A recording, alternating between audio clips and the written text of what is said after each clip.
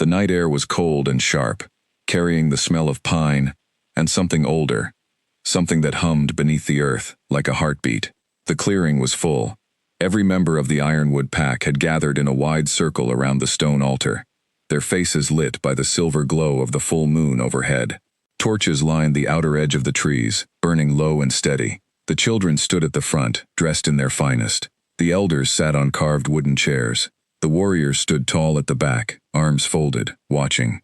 Elena stood at the edge of the circle. She had been standing there for nearly 10 minutes, and no one had invited her to step closer. She told herself it was because the ceremony had not started yet. She told herself Damien was simply speaking to the Alpha before they began. She told herself the way some of the women near the altar kept glancing at her and then looking away meant nothing. She was very good at telling herself things. Elena wore a pale gray dress that she had sewn herself, quietly, over the past 3 weeks. She was not the best seamstress in the pack, but she had worked carefully, stitching it by hand in the evenings when the kitchen was quiet and the fire had burned low. She had not told anyone she was making it. She had not wanted to seem like she was trying too hard. Now she stood in the cold in her hand-sewn dress, holding a small bunch of white flowers that she had picked that morning from the hillside, and she watched Damien across the clearing. He was laughing at something the Alpha had said. His dark hair was brushed back. He was wearing his ceremonial jacket, deep charcoal with silver buttons, and he looked every bit the beta heir that he was, strong and certain, and completely at home in the center of everything. Elena's fingers tightened around the stems of the flowers. Damien had asked her to come tonight. He had come to find her in the kitchen 3 days ago, where she had been sorting dried herbs into small cloth bundles, and he had leaned against the doorframe and looked at her with that easy smile of his and said, "The full moon ceremony. Be there. You're going to want to see what happens." She had thought she understood what he meant. She had been wrong. The ceremony began without her moving from the edge of the circle. The Alpha, a broad, gray-haired man named Gordon who had led the Ironwood pack for 22 years, raised his hands, and the crowd fell silent so fast it felt like someone had pressed a hand over the mouth of the entire forest. Gordon spoke the old words first, the ones in the old language that Elena had only ever heard in fragments. Then he switched to plain speech, welcoming the moon, welcoming the season, asking for the pack's continued strength and unity. Elena let herself breathe slowly. She had attended full moon ceremonies before, many times, but always as a helper, passing around the warm drinks, making sure the fire stayed bright, keeping the children from wandering into the trees. She had never stood where she stood now, at the edge of the inner circle, with an invitation, with a reason. Gordon finished the opening words, then he looked across the circle and nodded at Damien. Damien stepped forward. He was easy to watch, Elena knew. He had always been that way, the kind of person who moved like the space around him was made for him, like rooms resized themselves when he entered. He stopped in the center of the stone altar circle and turned to face the crowd. He did not look at Elena. He looked at the pack. "I asked for a moment tonight," Damien said, and his voice carried easily in the cold air, "because there is something I need to say to this pack. Something I should have said a long time ago." Elena's heart lifted. She pressed her lips together to keep from smiling, because she did not want to look foolish before he had even said anything. She gripped the flower stems harder. Damien looked at the ground for a moment, and then he looked up, and for a brief half-second, his eyes found hers across the circle. Then they moved away. "I have spent the last 2 years making a mistake," he said. "I allowed something to continue that should have ended sooner. I stayed quiet out of, I don't know, habit maybe, kindness, a kind of guilt that wasn't really guilt, more like pity." The air had changed. Elena could feel it, even before she understood what was changing. The hairs on the back of her neck stood up. The flowers in her hand felt suddenly heavy. "Elena Voss," Damien said. Her name in his mouth, in front of the whole pack, made her go very still. "Elena has been in this pack for 12 years, Damien continued. He did not look at her. He looked at the crowd, at the elders, at the Alpha. She was brought here as a child after her parents. Well, after what happened with her family. The pack took her in, fed her, gave her a place to sleep and work to do. And she has done the work. I will not say she hasn't. She cooks, she cleans, she sorts the medicines, she keeps the records." He paused. "But that is all she does." Elena heard someone near the front of the crowd exhale.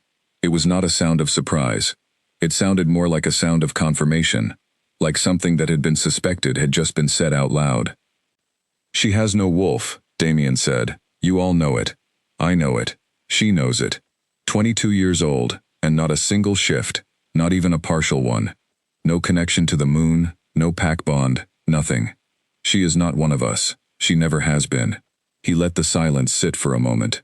I should never have let her believe otherwise. That was my mistake, and I take responsibility for it. I was kind to her, in a way that was not truly kind, because it gave her an idea of a future that was never going to happen. Elena's legs were still holding her upright. She was not sure why. She could not feel them anymore.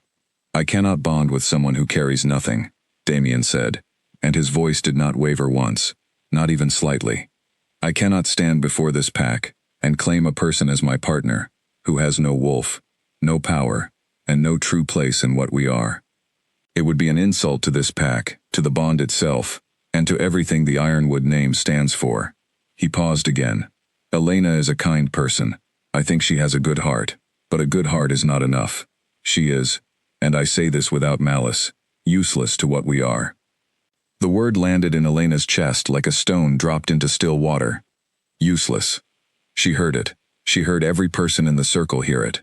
She saw the elders nod slowly, as if this was not a surprise, only a confirmation of something they had long agreed on in private. She saw the women near the altar drop their eyes, not out of sympathy, but out of the slight discomfort of witnessing something awkward. She saw the children, who did not fully understand, look at her with wide, curious eyes that were somehow worse than anything else. She looked at the flowers in her hands. White flowers, picked this morning from the hillside, held together with a small piece of thread she had pulled from her sewing basket. She had thought they were pretty. She had thought, what? That she would carry them to a bonding ceremony, that she would stand beside a man who was about to name her as his partner before the whole pack. She had thought so many things. Damien reached into the pocket of his ceremonial jacket and pulled out a ring. It was a simple band, not fancy, not memorable, and he held it up briefly, so the torchlight caught it, and then he looked across the circle and held it out in the direction of where Elena stood. I'm returning this, he said, simply. There was a low murmur from the crowd. Not all of them had known about the ring. This surprised some of them. Elena walked forward. She did not know what her face looked like. She could not feel it.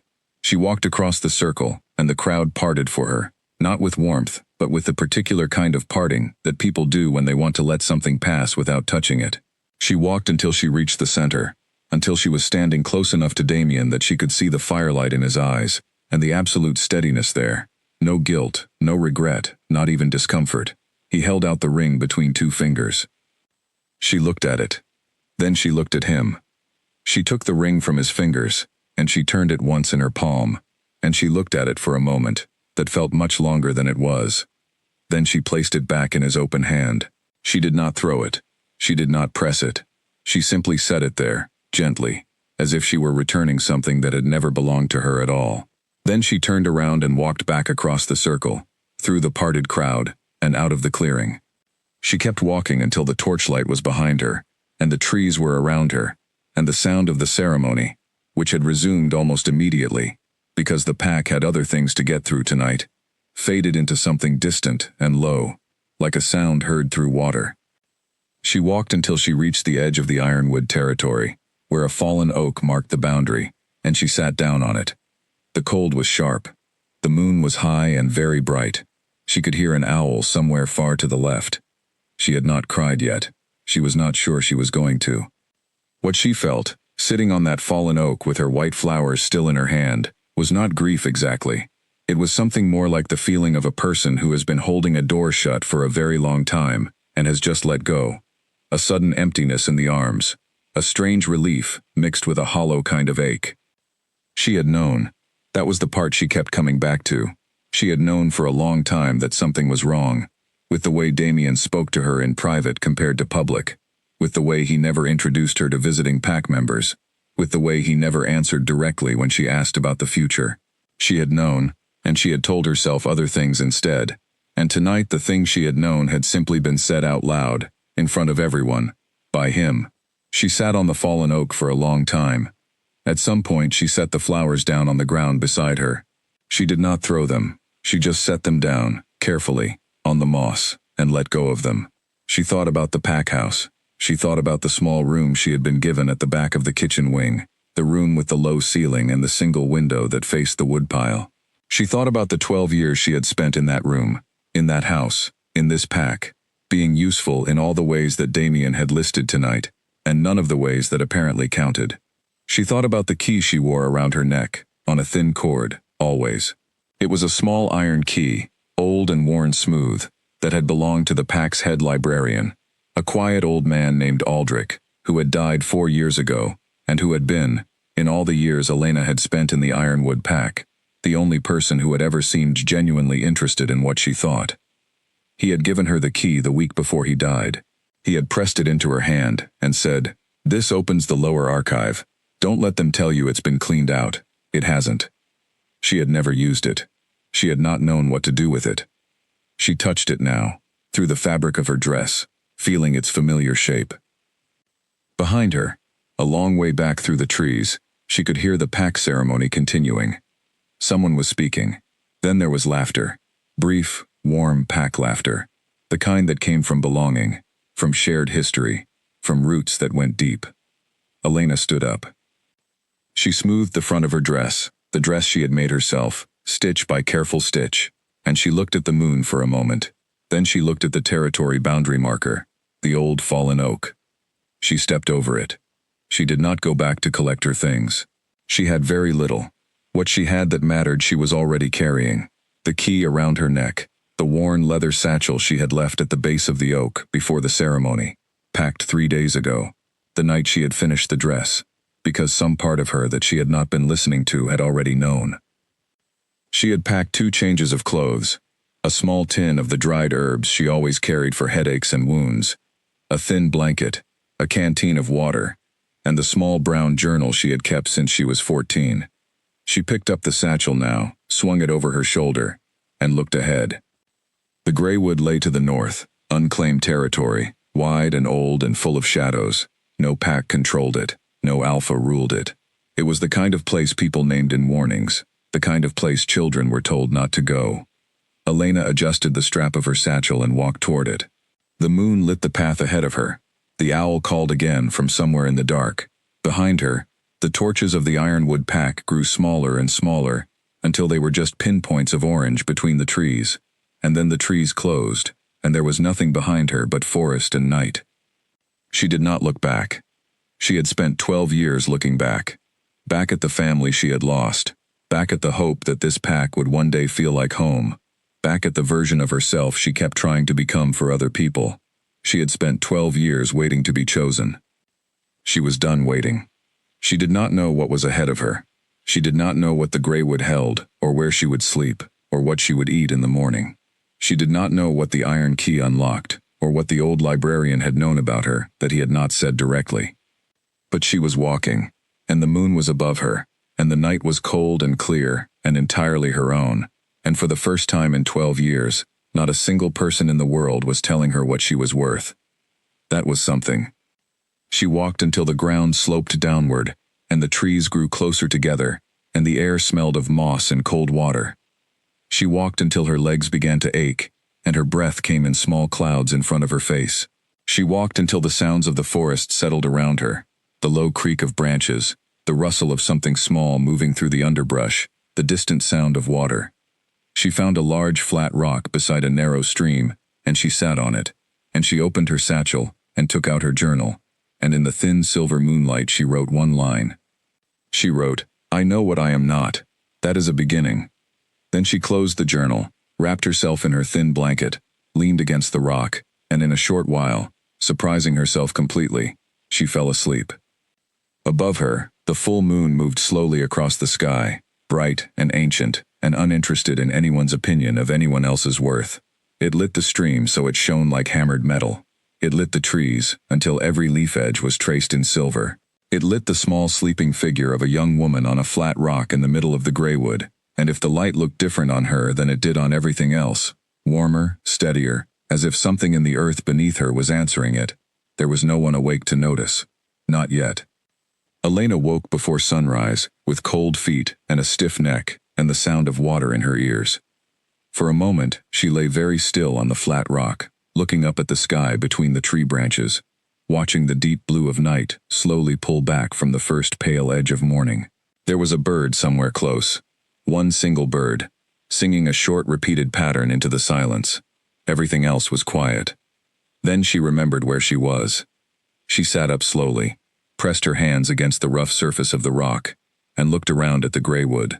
In daylight, even this thin, early daylight, it was different from what she had expected.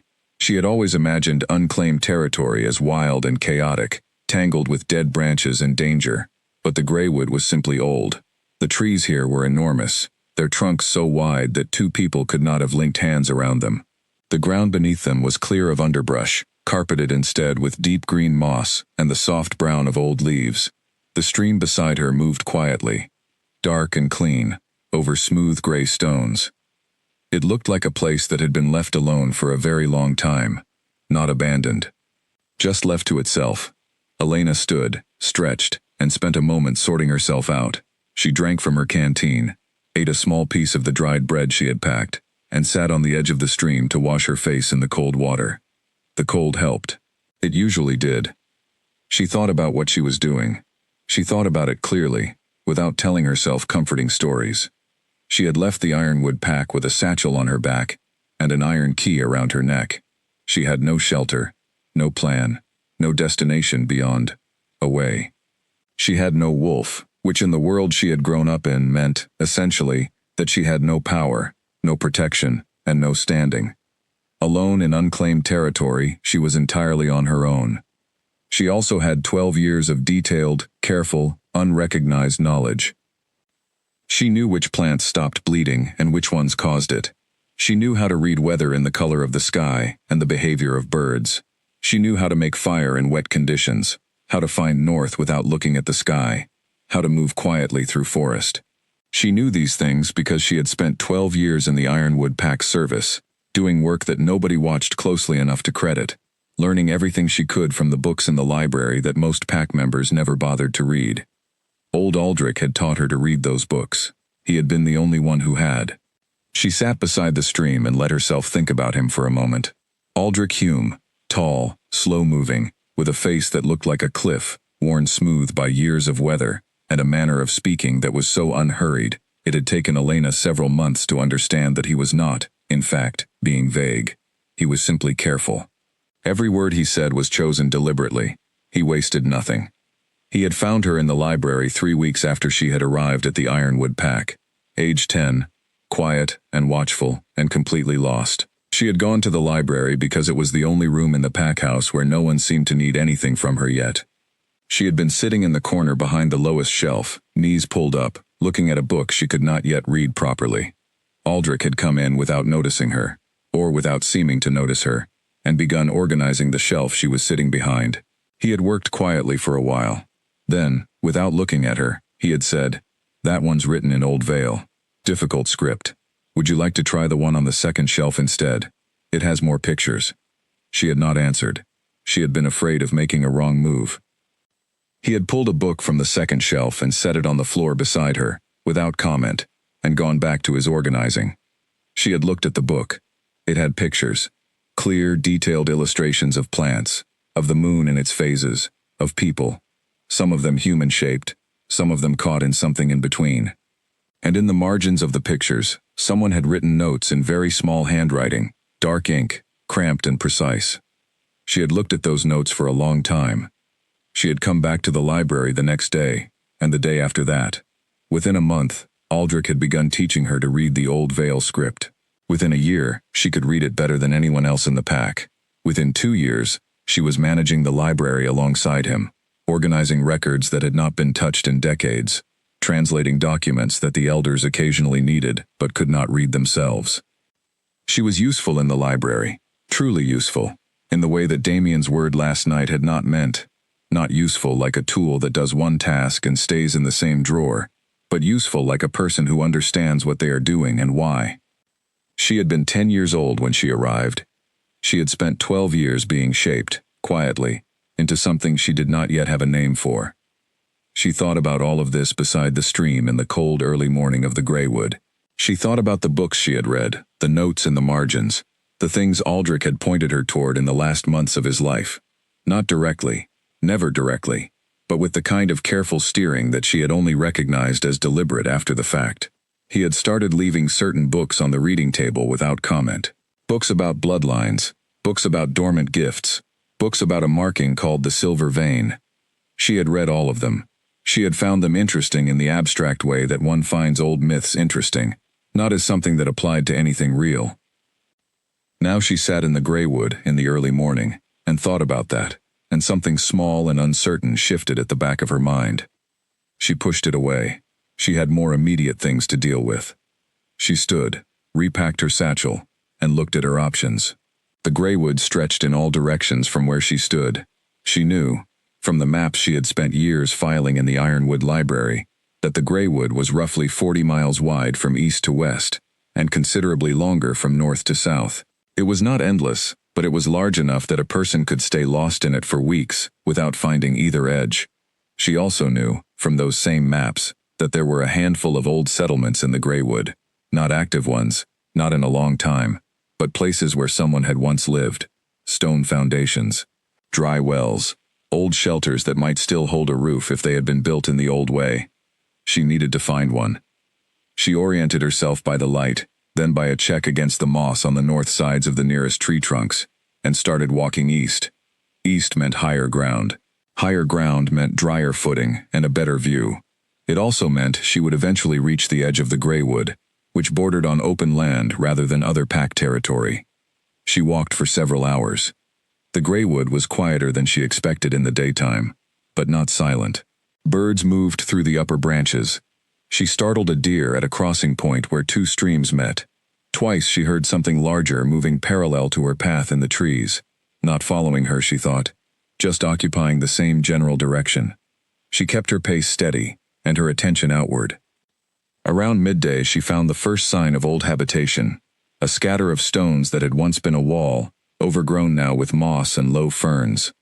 She moved around the edge of the foundation, following it, and found what had been a doorway, the stone lintel still in place, though the door itself was long gone. She stepped through and looked at what remained. The structure had been small, one room, maybe two, and the roof had been built well enough that 3 of the 4 walls were still standing.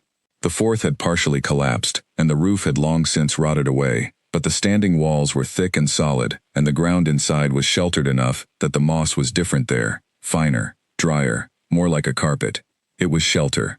It was not comfortable shelter, but it was a beginning. She spent the next 2 hours working. She found branches long enough to lay across the remaining walls as a crude roof support, and used the thick, broad leaves from a nearby stand of bracken to layer over them, dense enough to block rain if not cold.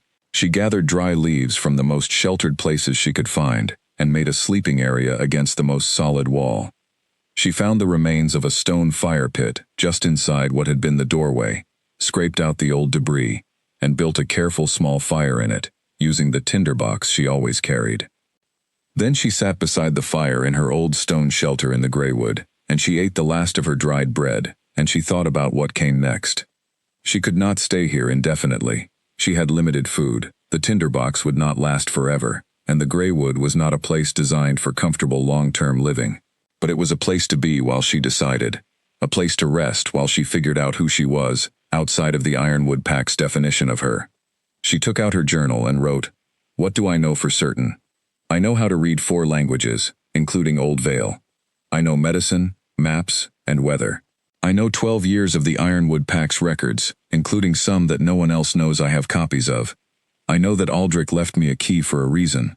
I know that whatever he believed about me, he believed it quietly and for years, and he was not, in 12 years of knowing him, ever wrong about anything important." She stopped writing and looked at the fire. The key. She had thought about it on and off since she left, but she had not yet allowed herself to think about it seriously. Aldrich had given it to her and said, "The lower archive. Don't let them tell you it's been cleaned out." She had never gone to the lower archive. She had been afraid, after Aldrich died, of drawing attention to herself. The lower archive was a room beneath the library that the pack elders had officially declared closed and emptied. Several members of the pack had asked about it over the years. and been told there was nothing there worth seeing. She had believed them, or she had chosen to believe them, which was not quite the same thing. The key was on its cord around her neck. She held it in her fingers through the fabric of her dress, small, iron, worn smooth. She could not go back to the ironwood pack to use it. She would not go back. Not like this, not after last night. But she did not need to go back. Because she had not, in the 4 years since Aldrich had given her the key, spent all her time in the library doing nothing.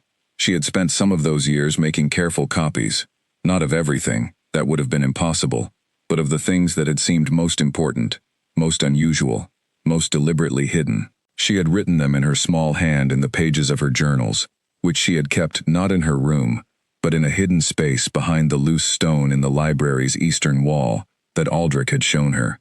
She had taken one of those journals when she packed 3 days ago. She reached into the bottom of her satchel now and pulled it out.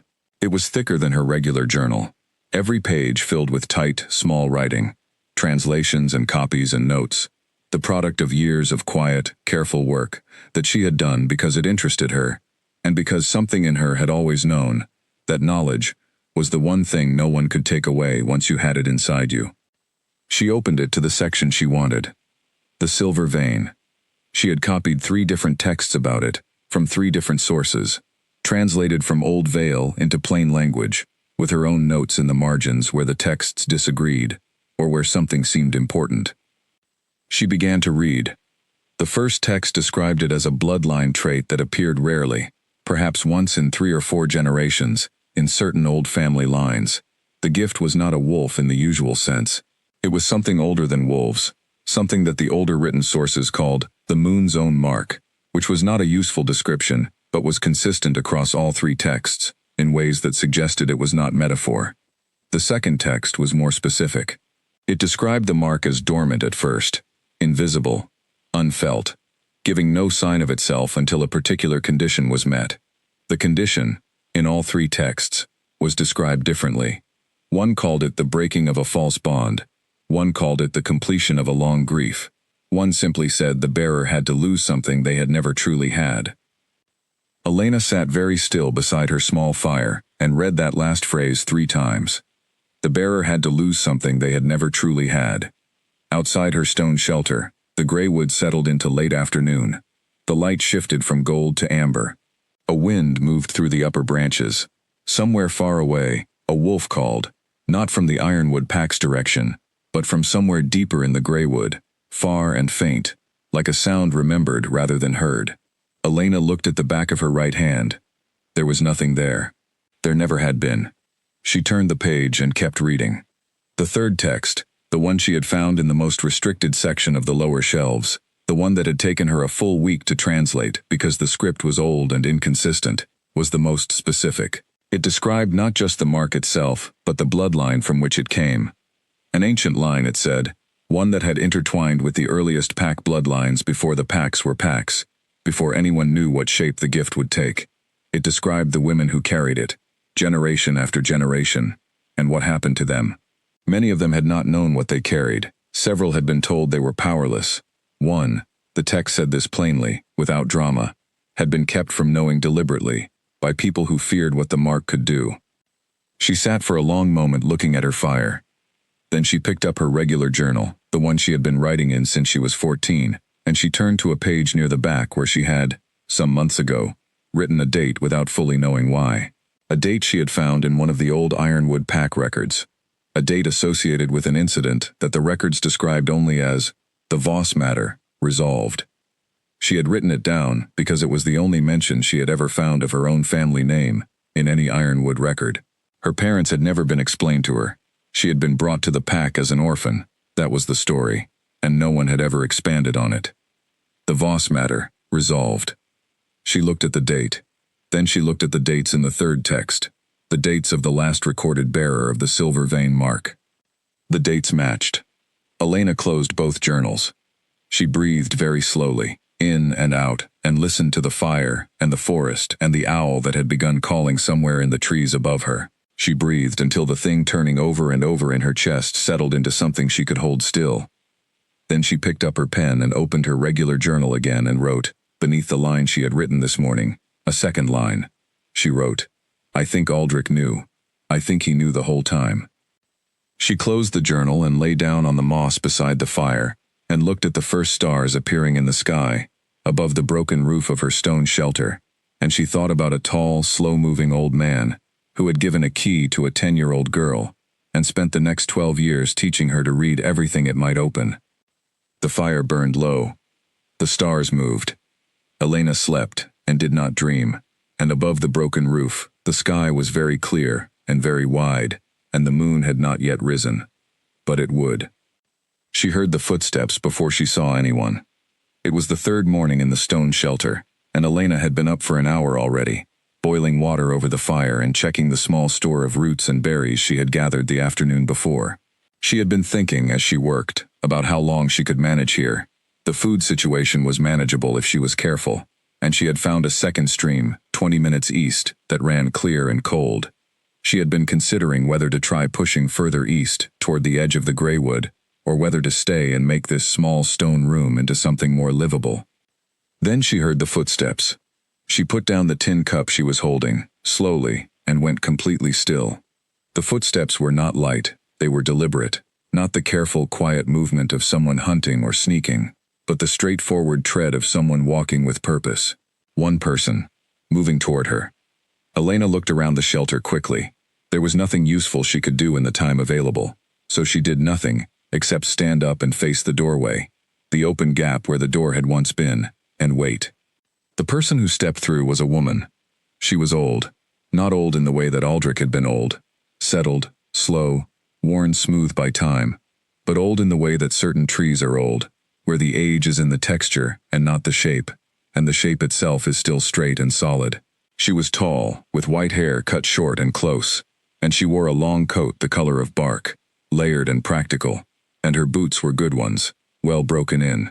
She had dark eyes, and a face that had seen weather and did not mind. She looked at Elena with an expression that was not surprise. It was not surprise at all.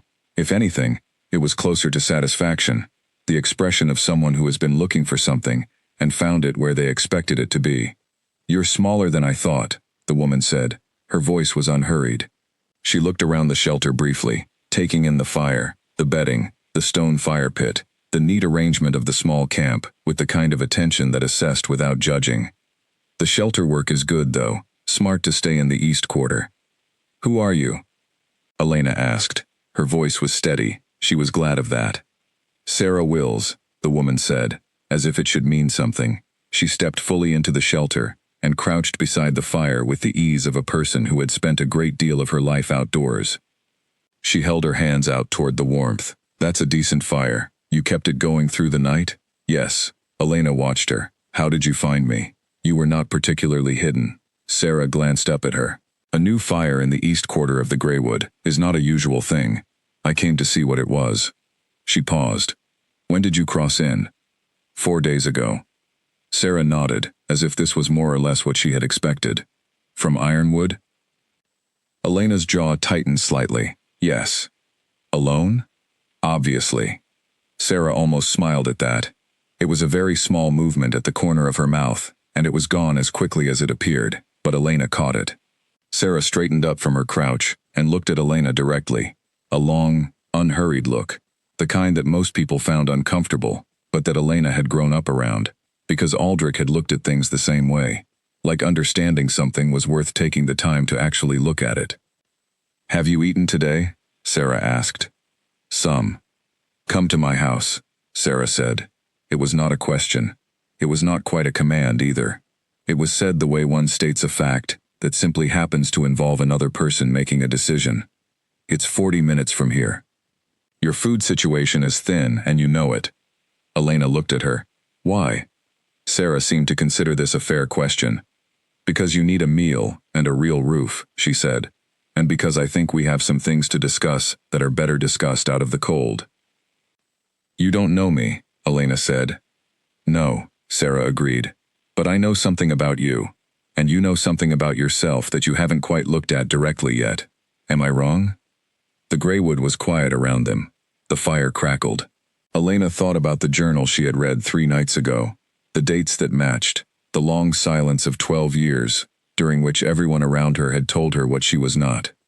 She picked up her satchel. "Lead the way," she said. Sarah's house was not what Elena expected. She had imagined either a ruin, like her own shelter, or something rough and improvised, the kind of dwelling someone built quickly and with available materials. What she found instead, 40 minutes east and slightly north, was a low stone house that had been built with the same careful intention as the Ironwood Library. It was small, but solid. The roof was sound. There was a kitchen garden on the south side, well established, full of things that had been growing there for years. There was a stack of neatly cut wood against the east wall. There were 2 windows with proper glass in them. Inside, it was warm and clean, and smelled of dried herbs and wood smoke, and something baking. The walls were lined with shelves, and the shelves were full of jars and bundles and books, and things Elena could not identify at a glance. Sarah put a kettle on without asking Elena what she wanted, and pointed at the bench beside the table. Elena sat.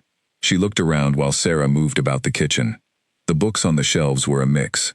Some were practical, on plants and weather and building, the kind of books that had a purpose every day. But some were older. Some were in scripts Elena recognized.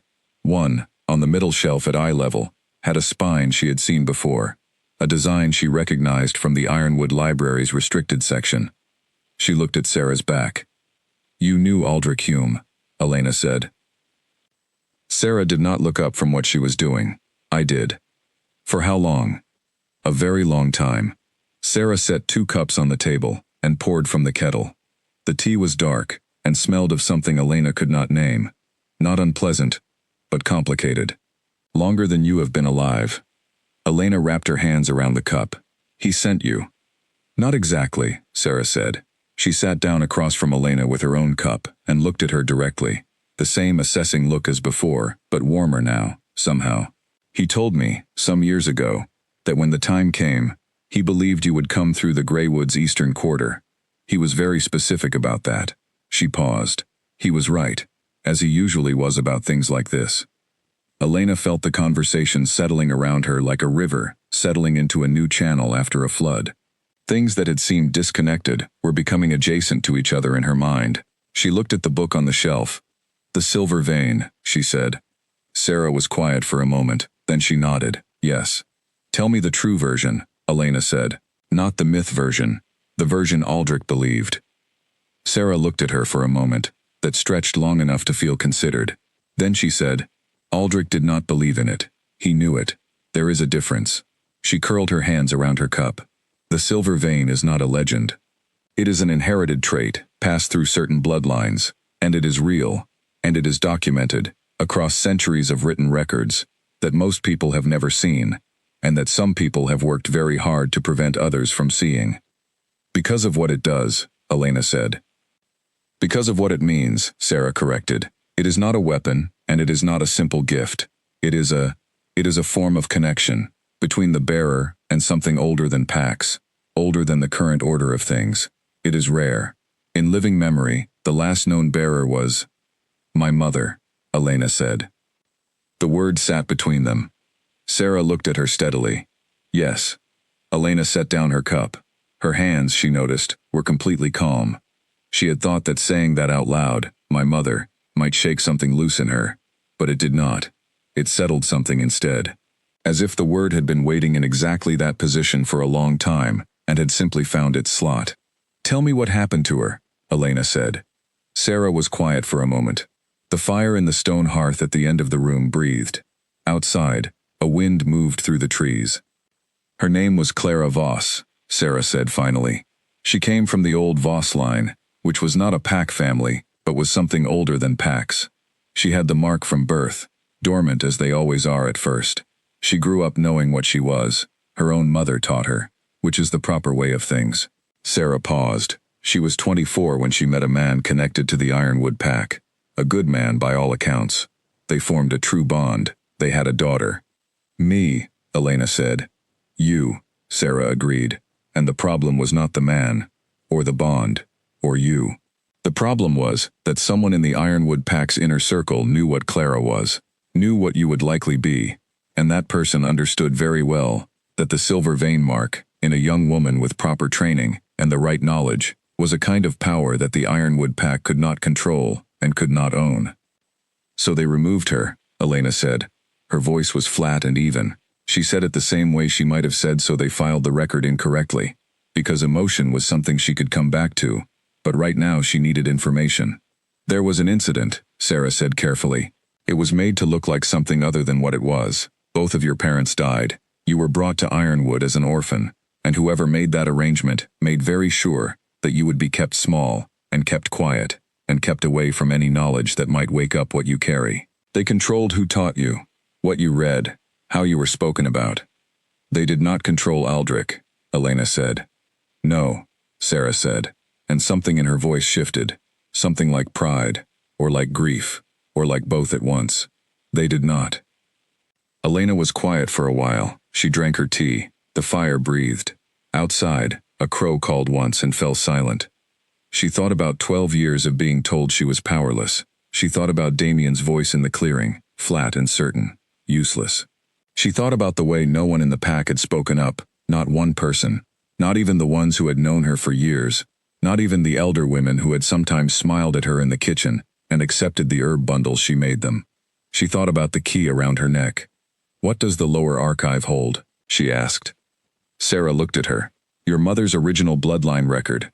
A notarized document, in the old form, established before she came to Ironwood, that records her lineage and the mark and the line of descent. If you had that document, it would prove who I am, Elena said. It would prove what you are, Sarah said, which is considerably more useful. She paused. But there is something that must happen first. Before any document, before any formal proof, before any step in any direction. Elena looked at her. Sarah met her eyes. The mark needs to wake. How? Elena asked. I just told you, Sarah said quietly. The condition for waking. She paused to let Elena find it. Elena thought back to the third text, the words she had read 3 nights ago in the stone shelter by firelight. She heard them again, clearly, as if they were on the page in front of her. The bearer had to lose something they had never truly had. She looked at Sarah. The bonding ceremony, she said. What Damien did in the clearing. Sarah nodded once. Elena breathed in slowly. You mean it has already begun? I mean, Sarah said, that what you have been feeling since you left the Ironwood Pack, that particular quality of stillness, the way things seem clearer, the way the forest feels like it is paying attention to you in a way it did not before. I mean that what you are feeling is not your imagination. It is the first movement. Elena thought about the owl that had called out of nowhere every night since she left. She thought about the deer at the stream crossing that had not run from her. She thought about the way the moon had felt, last night and the night before, less like a light in the sky and more like a pressure against her skin, warm and specific, like a hand pressed flat. She had told herself she was imagining all of it. She looked at Sarah. What do I need to do? Rest, Sarah said. Eat, sleep properly. Let it happen at its own pace. She paused. And stay close. I have things to teach you, that Aldrich started and could not finish. Things your mother would have taught you herself, had she lived. Elena looked at her for a long moment. You knew her, Elena said. It was not a question. I knew her very well, Sarah said, and this time the thing in her voice was unmistakably grief, contained and old but still present. She was one of the most remarkable people I have known in a long life of knowing people. And she knew, before the end, that something like this might happen. She told me once that if it did, if you were separated from the knowledge you should have had, that you would find your way regardless, that you had her stubbornness. A pause, and her eyes. Elena looked down at the table. She breathed slowly. She thought about crying, and decided not to. Not yet. Not here. That was for later. For private. For a moment she chose. She looked up. What were her eyes like? She asked. Sarah smiled. A real one this time. Full and warm and sad. Like yours, she said. Like someone who is paying close attention to everything, and showing none of it. Elena pressed her lips together. Then she reached for her cup, and finished her tea, and she set the cup down, and she looked at Sarah steadily. Teach me, she said. Start with whatever Aldrich hadn't gotten to yet. We have a lot of ground to cover. Sarah studied her for a moment. The sadness was still there, But beneath it was something else, something like recognition, like seeing a person arrive at the place they were always walking toward. "Yes," Sarah said simply. "We do." Outside, the gray woods settled into mid-morning. The light was warm and clear, and moved through the trees in long, slanted columns. A wind turned the top branches slowly. Somewhere east, a stream ran over stones. And on the back of Elena's right hand, so faint that it was barely there, barely visible even in the full light of the morning, a mark began to appear. Silver as moonlight, fine as thread, tracing a pattern just beneath the skin. It was, as beginnings go, a quiet one. But it was there. 3 weeks with Sarah felt like a year, and also like a single long afternoon. Elena woke each morning before light, because Sarah was already in the kitchen, and the smell of something warm pulled her out of sleep in a way that the cold stone shelter never had. She ate, and then they worked. In the mornings, lessons. In the afternoons, more lessons, but a different kind. In the evenings, Elena read. She read until the fire burned too low to see by, and then she slept, and then she did it again. She had not known she was hungry for this until she had it. Sarah taught the way Aldrich had taught, not by explaining everything up front and then asking Elena to repeat it, but by placing things in front of her and waiting for Elena to reach her own conclusions. Then she would correct what needed correcting, confirm what was right, and place the next thing. It was a teaching method that required patience and intelligence from both people, and Elena had years of being taught this way already. She absorbed what Sarah gave her, like dry ground absorbs rain. The mark on her hand had become visible by the end of the first week. Not dramatically. Elena did not wake up one morning to find her hand blazing with silver light. It came gradually, the way a bruise comes, first barely perceptible, then more present, then simply there. A fine tracery of silver lines, like cracks in old porcelain, but living rather than broken. They ran from just below her first knuckle up the back of her hand and curled slightly at the wrist. Following what Sarah said were the old channels, paths that ran through certain bloodlines, like waterways cut by centuries of use. Elena studied it with the same careful attention she gave everything. "Does it hurt?" Sarah asked one morning, watching her look at it. "No," Elena said. "It feels warm, like holding a hand warmer that doesn't cool down." Sarah nodded. "That's the early stage. It will change." "How?" "Slowly," Sarah said. "Then all at once, usually." This was, Elena had learned, Sarah's way of saying, "You'll know it when it happens," and asking in advance won't prepare you for it. In the second week, the lessons shifted.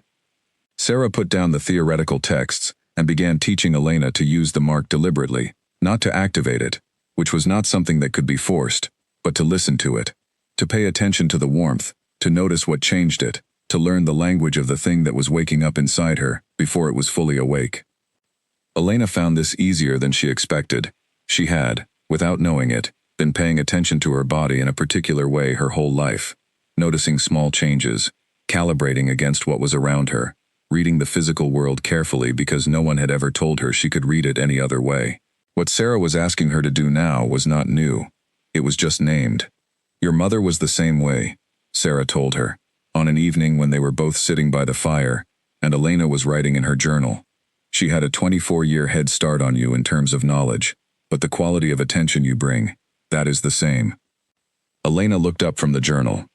Did she know who my father was? What he was to her, specifically? "She chose him," Sarah said simply.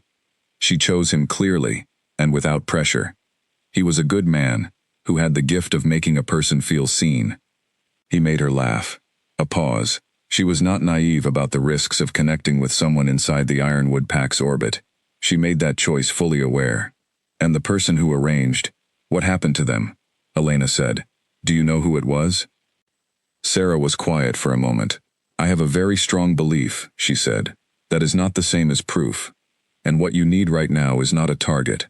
What you need right now is the foundation to stand on when you eventually face whatever comes from Ironwood. Because they will come, Elena. When they realize what the mark is doing, they will want it," Elena said. "They will want to prevent it," Sarah corrected. "There is a difference. What you carry is not useful to the Ironwood Pack as an asset. It is dangerous to them as a reality. A woman with the silver vein mark, fully woken and properly trained, with her bloodline documentation in hand. That is a woman who cannot be dismissed, controlled, or erased quietly. Elena thought about that. She thought about Damien's voice, useless. She thought about the way the pack had stood and watched in silence. She thought about the library records she had copied, the years of careful, invisible work. What about the lower archive? She asked. My mother's bloodline record. We cannot get to it while I am not welcome at Ironwood. Not yet, Sarah agreed. But that is a problem with a path to it, not a wall in front of it. She looked at Elena. There will come a time when you are in a position to claim what is in that archive. By then, the mark will be further along, and the document will mean considerably more than it would mean today. Further along, Elena said. What does that look like? Sarah studied her for a moment. You know the texts. What do they say it looks like? Elena looked at the fire. They say it extends, beyond the hand, along the arm, eventually, and that when it reaches the shoulder, the waking is complete. She paused. They also say that the bearer can sense things, not thoughts. They are very clear it is not thoughts, but truths about situations, about people, a kind of clarity that is not ordinary perception. Is that what you have been calling your gut feeling? Sarah asked, mildly. Elena glanced at her. I have gut feelings about things because I pay attention. Yes, Sarah said, you do. And you have always been right at a rate that is not explained by attention alone. She left it there. Elena looked back at the fire. They sat in comfortable silence for a while. It was on the 15th night that the first real moment came. Elena had gone to bed at her usual time and had been asleep for what felt like only a few hours when she woke up suddenly, completely awake, with the particular quality of alertness that meant something outside had changed. She lay still for a moment, listening. She heard Sarah's voice in the next room, speaking low, and a second voice, a man's voice, also low, with the cadence of someone giving a report rather than having a conversation. Elena lay still. 3 people from Ironwood were in the western quarter 2 days ago, the man's voice said. Moving east. They weren't being careful about it. Looking? Sarah said. Looking, the man confirmed. Not with trackers. Damien himself is one of the 3. A pause. He knows she didn't go north, Sarah said. He knows she left with very little.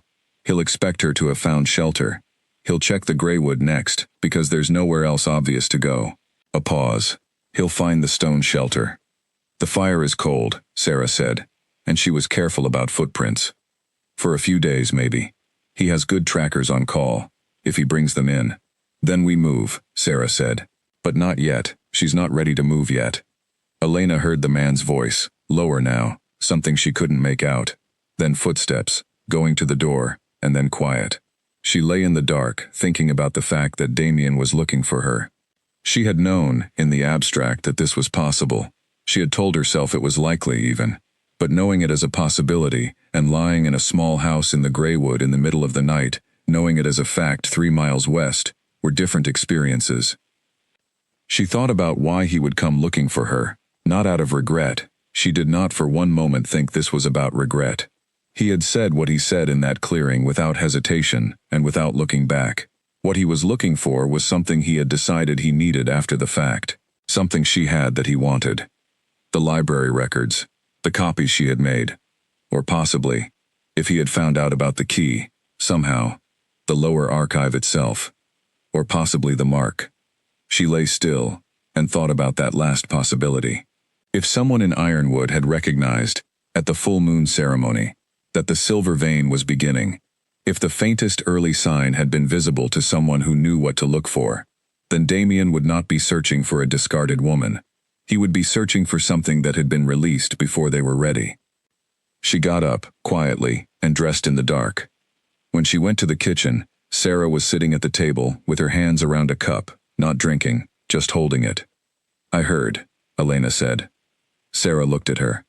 I know. Elena sat down. 3 people, including Damien, 2 days west of here, moving this direction. Yes. How long? 4 days, Sarah said. Possibly 3 if they pick up a trail from the stone shelter and move fast.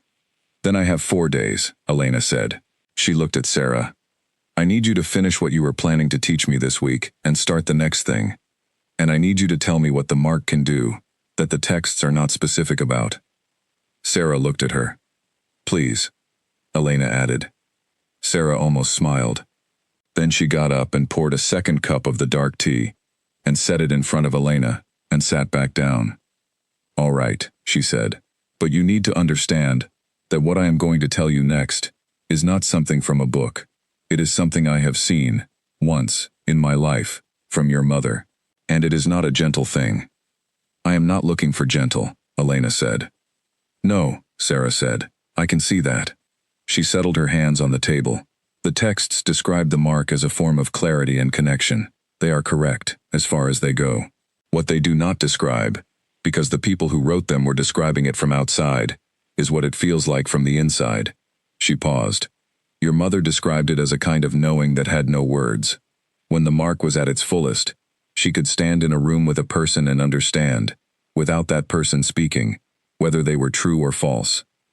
Not their thoughts, their nature, whether what they presented to the world was what they actually were. Elena was quiet. She used it twice in her life to protect people, Sarah said. Once in a council meeting she was not supposed to attend. Once in a negotiation she was not supposed to know about. Both times, she identified something that no one else could verify. Both times, she was proven correct. Sarah looked at Elena.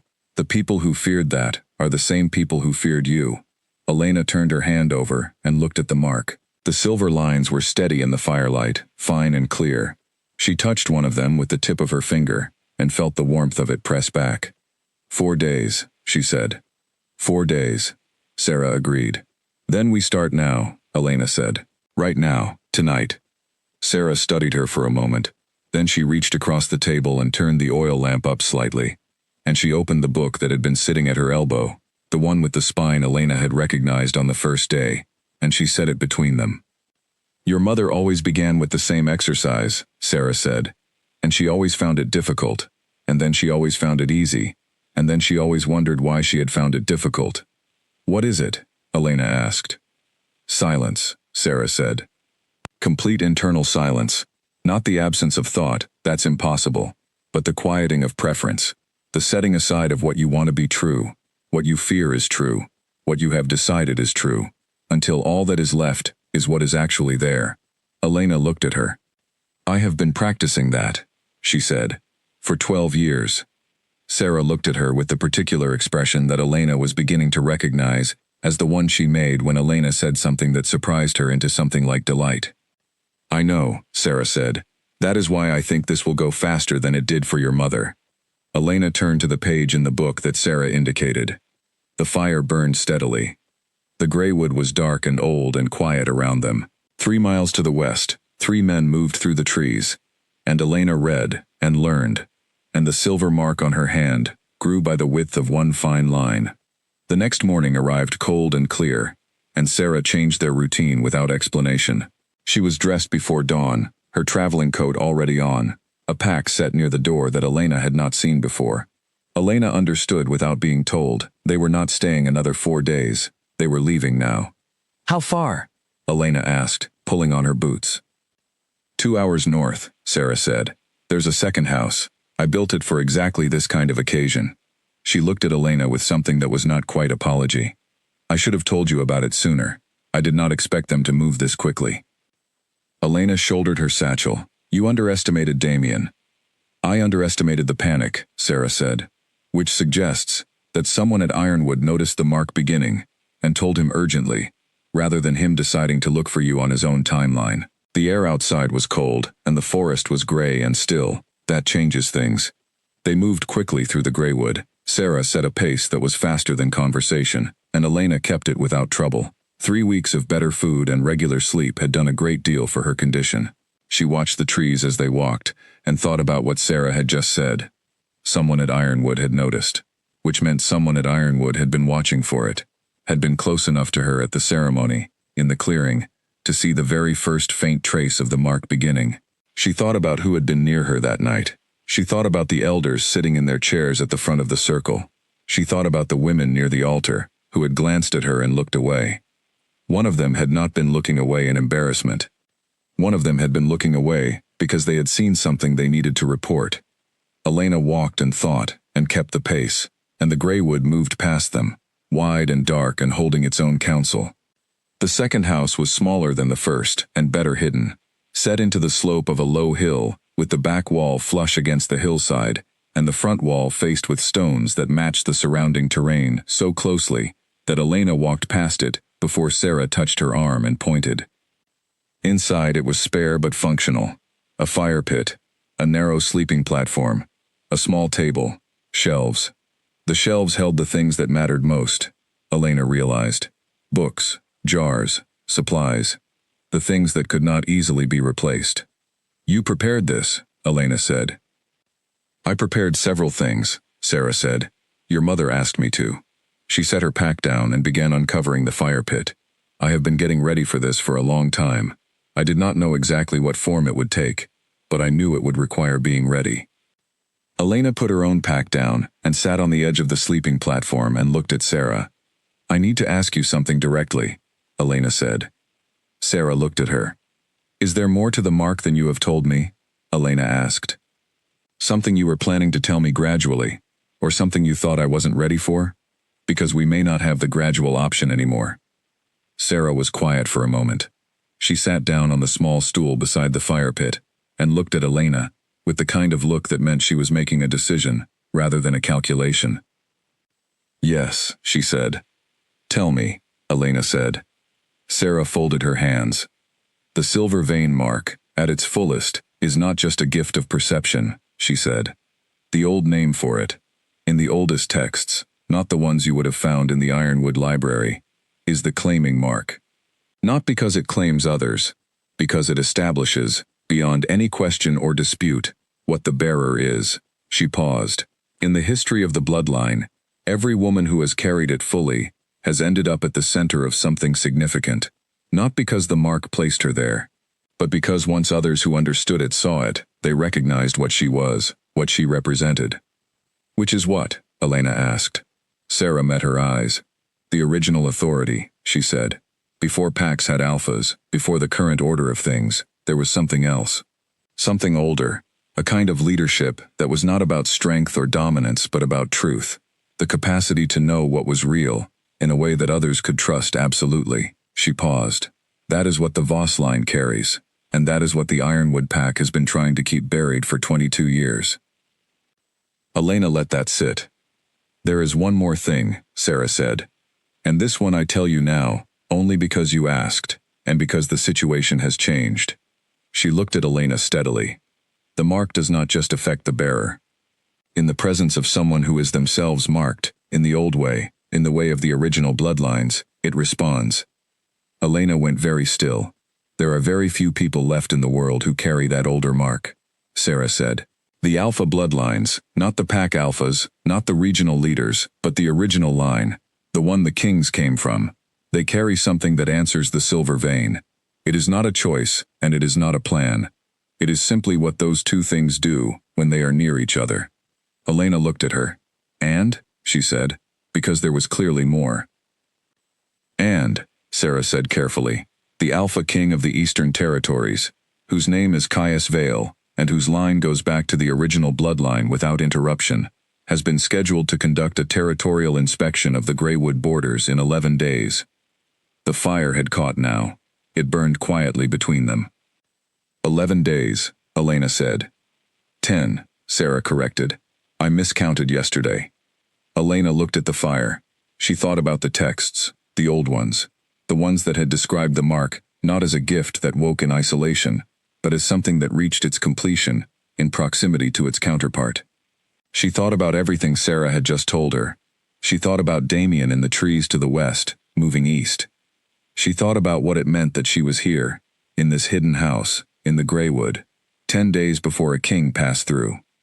She picked up the book from the shelf, the old one, the right one, and opened it to the section she had not yet reached. We are going to need more than 10 days worth of time between now and then, she said. But we have 10 days, and that is not nothing. She looked up at Sarah. Keep teaching. Sarah looked at her with that expression, the one that was almost pride, almost something else, almost the face of a woman who had waited 22 years to meet someone, and was not disappointed. Keep learning, Sarah said. The fire burned. The hill was quiet around them. 10 days west, east, north, and south, things were moving toward a single point. A clearing, a king, a mark, and a woman who had been told she was nothing, and had, in the absence of anyone telling her otherwise, been quietly becoming everything. The king arrived in the Greywood without announcement. That was the first thing Elena noticed about Caius Vale, before she noticed anything else about him. He did not arrive the way rulers in the books arrived, with horns and heralds and a column of riders stirring up the forest floor. He arrived the way weather arrived, a shift in the air, a sudden quality of stillness in the trees around Sarah's hidden house, and then hoofbeats on the soft ground that were already very close before Elena heard them at all. She was outside. She had been outside every morning since they moved to the second house, doing the exercise Sarah had given her, the silence practice, the deliberate quieting of everything she wanted and feared and assumed, until only what was actually present remained. She sat on a flat stone at the edge of the clearing, hands resting on her knees, eyes open, and she had been so deep in the practice that she had not registered the approach until the sound of the hoofbeats was barely 30 feet away. She opened her eyes. There were 8 riders. 7 of them had the look of people who were very good at their jobs and who stayed in formation without being told. 2 at the front, 2 on each flank, 1 at the rear. Their clothing was practical, dark, without ceremony. The 8th rider was different. He rode slightly ahead and to the left of center, which was not the position she would have expected a king to take. She would have expected the center, the protected spot, but he had chosen the slightly exposed position, and she understood immediately why. From that angle, he could see more. He could see ahead and to the left flank and partially behind, and what he gave up in protection, he gained in information. He was not what she had expected either, and she had read enough about him in the Ironwood Library's records to have some expectations. The records described Caius Vale as a man of 31 years, the 6th generation of his direct line to hold the Alpha King's position, unremarkable in appearance and formidable in practice. That was the diplomatic way the Ironwood Pack's records put it, unremarkable in appearance. Elena had read that as a shorthand for, he is not easy to dismiss based on first impression, so we are trying to preemptively dismiss him. Looking at him now, she thought the records were both right and spectacularly wrong. He was not a dramatic-looking man. He was not the kind of person who would stop a room simply by walking into it. Or rather, he might, but not because of anything visual. He was dark-haired, lean rather than large, with a face that was more interesting than beautiful, the kind of face that was put together for thinking, rather than for being looked at.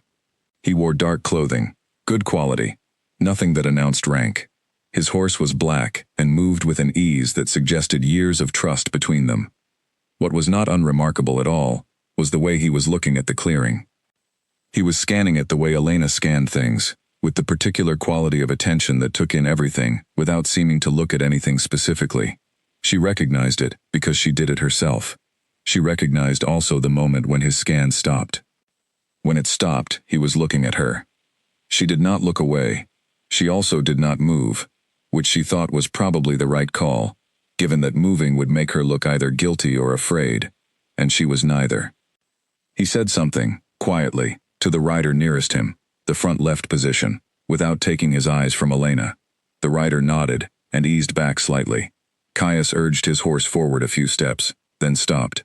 "You are either very brave or very unconcerned," he said. His voice was even and clear, pitched to carry without effort. "Sitting in a clearing in a territory where you clearly do not belong. I was here before you," Elena said, "so in what sense is it more yours than mine?" There was a pause, not a long one. Behind him, 2 of the riders exchanged a glance. In front of Elena, Caius held very still for a moment, in the way that a person holds still when something has surprised them, and they do not wish to show it. "That is a legitimate argument," he said. "I know," Elena said. He studied her. She let him. She was aware, from the moment his eyes had settled on her, of something happening with the mark. The warmth that had been steady and moderate for weeks shifted.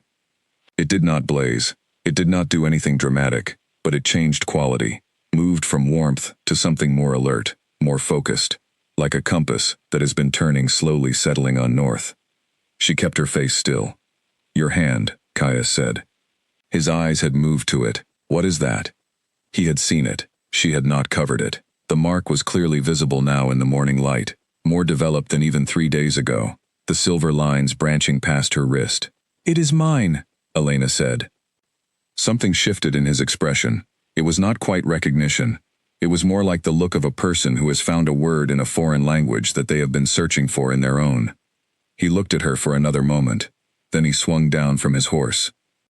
This surprised her more than she let show. He did not gesture for a guard to dismount first. He did not dismount to the safe side. He simply got off his horse with the ease of someone who had been riding since childhood, handed the reins to the nearest rider, and walked toward her. Alone. Behind him, the guards had gone still. They were not panicking, but they were alert in a way that suggested this was not a standard part of the morning's schedule. He stopped about 6 feet from her, close enough for conversation, far enough to be respectful, or to be read as respectful, which was the more likely correct interpretation. She thought this man was careful about how he moved through space. "Stand up," he said. "I need to see the mark properly." Elena looked at him. "Ask properly," she said. It came out before she considered it, which was not unusual for her. She had spent 12 years swallowing things she wanted to say, and the last several weeks had apparently loosened whatever had been holding them back. She did not regret saying it. She waited. Caius looked at her. His expression was completely still, and she could not read it, which was unusual. She was generally very good at reading expressions. Then, almost too quickly to catch, something moved in his eyes. Not irritation, not cold calculation.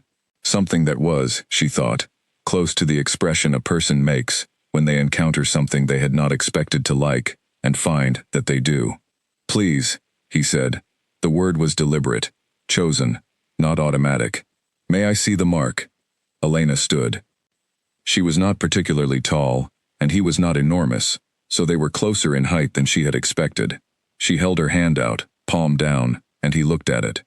He looked at it for a long time. She could feel the mark responding. The warmth had become something she did not have a word for yet. A resonance, maybe. The way a sound finds its frequency. She kept very still, and practiced the silence Sarah had been teaching her, setting aside what she wanted to be true, what she feared, what she had decided, only what was actually there. What was actually there was a man looking at her hand, as if it answered a question he had been carrying for a very long time. He did not touch her hand. He looked at it, and then he looked at her, and she looked back at him, and neither of them spoke for a moment. "Where did you come from?" he said. "Ironwood Pack," she said. Something in his jaw tightened, very slightly. "When?" "1 month ago," she said, "give or take." "Alone?" "Yes." He was quiet. He looked at her hand again, at the mark, and then back at her face.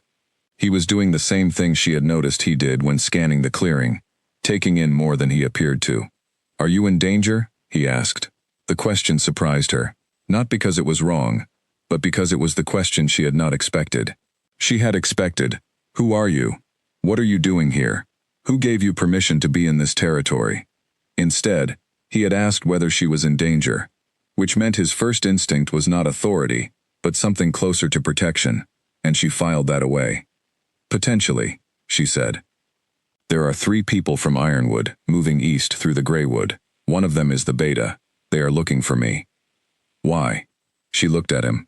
She had spent a month learning to trust Sarah, slowly, step by step, information given in exchange for demonstrated good faith. She had no such history with this man. She had only what was happening with the mark, and what her 12 years of paying very close attention told her about the quality of his stillness, that it was not performance, that it was the real kind, the kind that only comes from a person who is genuinely at peace with not needing to fill silence. She made a decision. She pushed the sleeve of her coat back and held up her arm, showing him not just the hand, but the full extent of the mark now, the lines that ran up past her wrist, along the inner forearm, fine and silver and unmistakably present. She watched his face. She saw him know what it was. She saw the recognition, clear and unguarded, the split second before he could compose it. She saw him look at it the way a person looks at something they have read about their entire life, and did not honestly believe they would ever see. "They are looking for me," she said, "because I carry something that they spent 22 years suppressing, and they know it is no longer suppressed." He was quiet. The silver vein, he said. His voice was very even, very controlled. Yes, she said. He looked at her for a very long time. You have no pack, he said. It was not a question. No, she said. I left mine. No alpha, no protection, no standing. Correct, she said. Which is why I am sitting on a rock in the Greywood, teaching myself to be adequate to the situation. Something moved across his face again. That same thing she could not quite name. The one that felt like the beginning of something he had not given himself permission to feel yet. He said, My delegation has a scheduled route through the northern Greywood. It will take us past this area twice over the next 3 days. I am aware of your route, she said. Sarah told me. Sarah Wills, he said immediately, and she saw that he knew exactly who Sarah was, and she revised her understanding of what kind of man she was dealing with. Come to my camp tonight, he said. We will eat and you can tell me the full situation. I will decide what the appropriate response is. Elena looked at him. With respect, she said, I will decide what I do and where I go. You can invite me, and I can accept or decline. He looked at her. She looked at him. The mark was warm all the way to her elbow now. You are invited, he said. Will you accept? Yes, she said. What time? He almost smiled. She saw it again. That small movement at the corner of his mouth, gone before it arrived. Sunset, he said. He walked back to his horse, mounted, and the column began moving again, north through the trees. She watched them go. She watched him go. The way he held himself on the horse, the way he checked the perimeter without turning his head, the way he did not look back. She put her hand flat against her coat, over the mark, and stood in the cleared space in the morning light. Behind her, the door of the hidden house opened, and Sarah appeared. I heard most of that, Sarah said. I know, Elena said. You told him about the Ironwood men, Sarah said. Not a criticism, a note. He asked directly whether I was in danger, Elena said. He asked that before he asked anything else. Sarah was quiet for a moment. Yes, she said. He would. Elena looked at the place in the trees where the column had disappeared. He recognized it immediately, she said. The mark. I watched his face. He knew exactly what it was. Of course he did, Sarah said. The Vale line has carried their own version of the old knowledge for generations. They would not have forgotten. She paused. How did it feel? The mark, in his presence? Elena thought about the word she had found. Resonance. The compass finding north. Like recognition, she said. Not of him specifically, of something in him. Sarah was quiet for another moment, then she said, very simply, Yes, that is how it is supposed to feel. Elena turned and walked back to the house. She had a lot of hours before sunset, and she intended to use every one of them. She was going to walk into Caius Vale's camp tonight, knowing as much as she could know, and she was going to be as ready as she could be, and she was going to be exactly, precisely, entirely herself. She had spent 12 years being someone else's idea of who she was. She was done with that. She arrived at the camp at sunset, alone. Sarah had offered to come, and Elena had declined. This was something she needed to do without a guide at her elbow, without a person positioned between her and what was happening. She needed to walk into that camp as herself, entirely, with no buffer. The camp was set in a wide clearing, north of the second house, and it was organized in the same way Caius moved, efficiently, without excess, everything purposeful. There were 4 tents arranged in a practical formation around a central fire. The horses were picketed on the east side, well away from the cooking area. The guards were visible but not aggressive, 2 at the perimeter, 1 at each of the 2 main approaches. The one at the south approach recognized her. She saw it in the slight ease of his posture, and let her pass without challenge.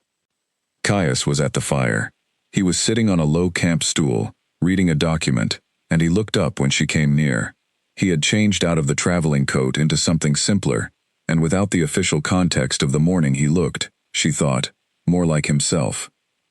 Less composed, in the sense that the composure was still there, but the deliberateness of it had relaxed slightly. He set the document down and stood, which surprised her again, the same way the dismounting had surprised her. A king did not stand when a packless woman with no standing entered his camp, and yet he did, without any particular significance to it, as if it were simply the obvious thing to do. "You came," he said. "I said I would," she said. One of his people, a young woman with short red hair who moved with the particular efficiency of someone who had managed a camp for years, appeared with a second stool and a plate, and set them near the fire without being asked, and disappeared again. Elena sat. The food was simple and warm and good. She ate without self-consciousness. Caius watched her eat, not intrusively but with that same quality of attention she had noticed that morning. "Tell me what happened," he said, "from the beginning." She looked at him. He was not asking the way that someone asks when they want to hear the version of events that confirms what they already think. He was asking the way Aldrich had asked, the way Sarah asked, with the quality of someone who genuinely intends to understand, rather than simply to categorize. She told him. Not all of it. She was not in the business of full disclosure with someone she had known for a morning. But she told him the structure. 12 years in Ironwood, the ceremony, the walk into the Greywood, Sarah, the mark beginning to wake. She told him about the lower archive and her mother's bloodline record. She told him about the Ironwood men moving east, and what she believed they wanted. He listened without interrupting. When she finished, he was quiet for a moment, looking at the fire. "The record in the lower archive," he said. "Can it be retrieved?" "Not by me alone," she said. "Not yet.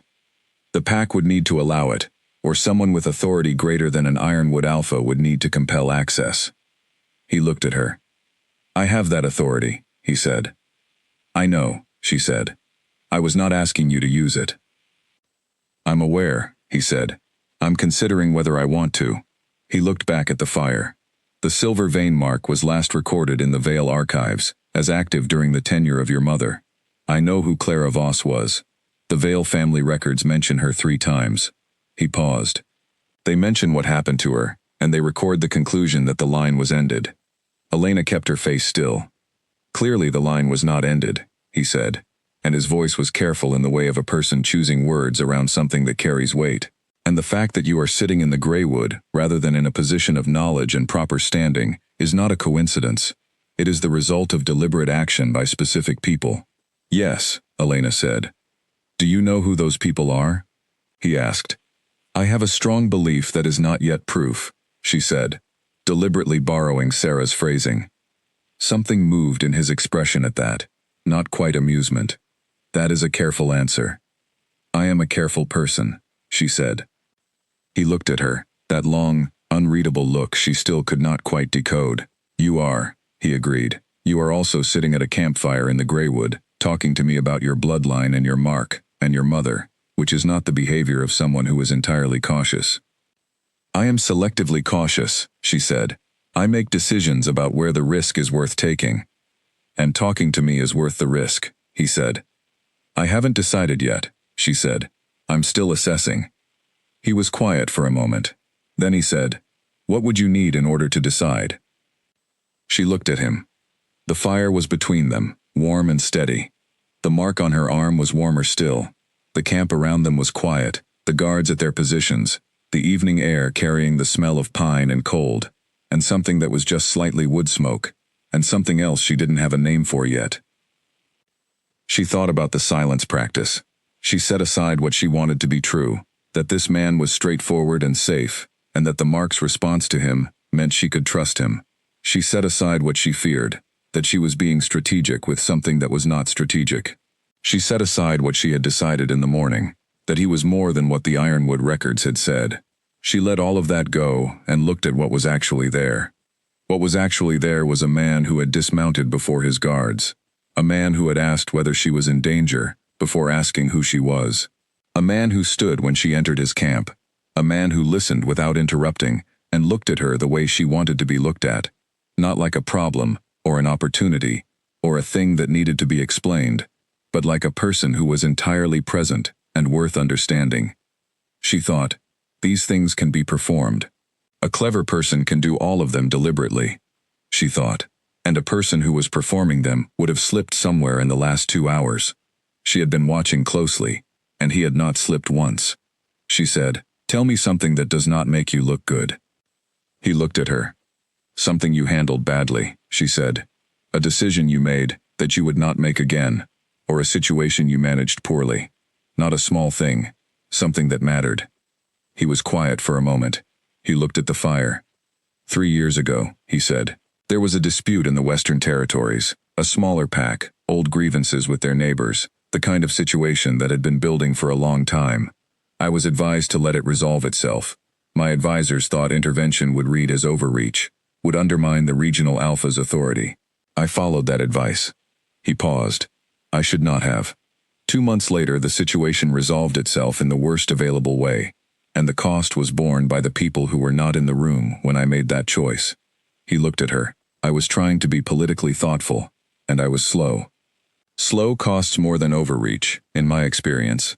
I have not made that particular mistake again.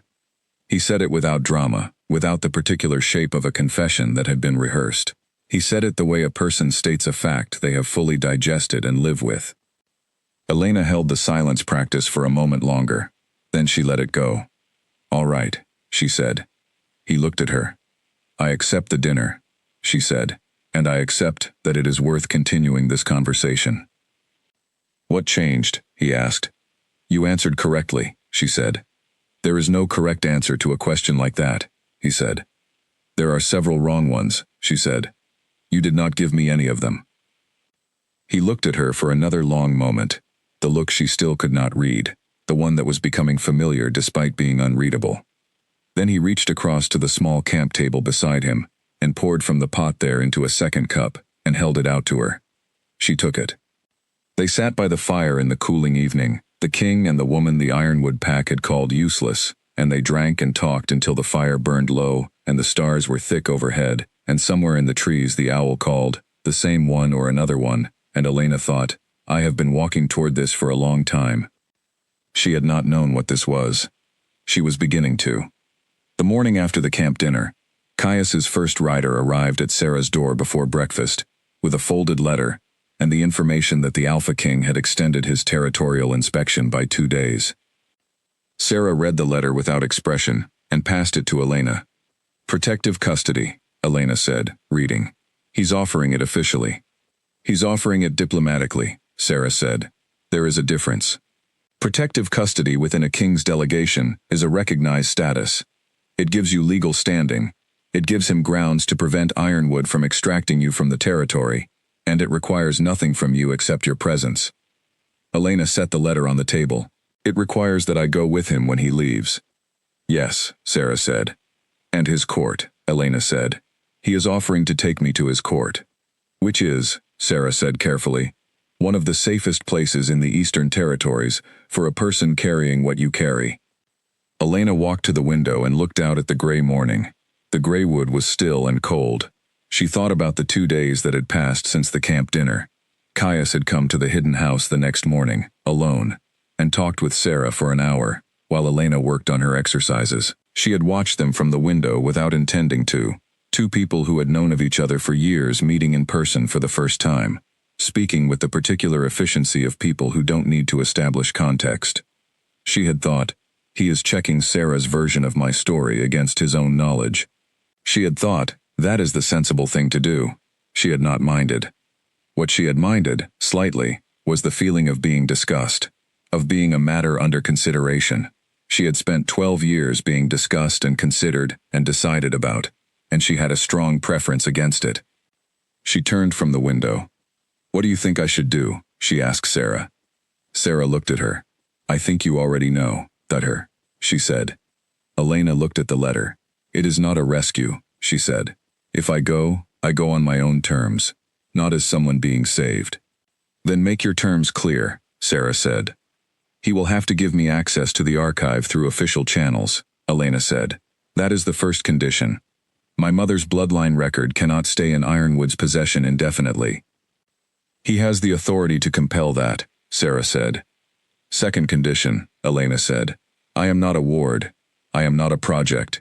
I go as myself, with my own standing, and when the mark is documented, he recognizes it officially, not informally. Sarah nodded slowly. Third, Elena said. She stopped. She thought about it. Sarah waited. Third, Elena said, is that Sarah comes. Sarah blinked. It was the most surprised Elena had ever seen her. "You are my mother's person," Elena said. "You kept the knowledge, you kept the faith. You come with me, or I find another way."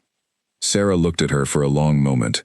Then something in her face did something Elena had not seen it do before. It opened, a little, like a room that has been kept shut for years, and someone has finally turned the latch. "I'll pack," Sarah said. Elena folded the letter and picked up her pen. She wrote her 3 conditions in clear, plain language and sent the letter back with the writer. 2 hours later, a second writer arrived with Caius's response. It was 3 lines. All 3 conditions accepted. A 4th line that had not been requested, written in a different hand than what she assumed was official correspondence, slightly less formal, slightly more direct. The 4th line said, "You could have asked for more. I would have said yes." Elena read it twice. Then she tucked it into her journal without showing it to Sarah, and went to pack her things. The Vale Court was 4 days' ride from the Greywood's eastern edge, which they reached on the 2nd day after joining the delegation. Elena rode in the middle of the column, not at the back like a guest being managed, not at the front like a display. In the middle, which she had not arranged, and which she suspected Caius had arranged on purpose. It put her beside his second-in-command, a tall, measured woman named Lena Cross, who had the quality of someone who did not waste energy and did not miss anything. Lena Cross did not speak to Elena for the first full day. This was not, Elena thought, hostility.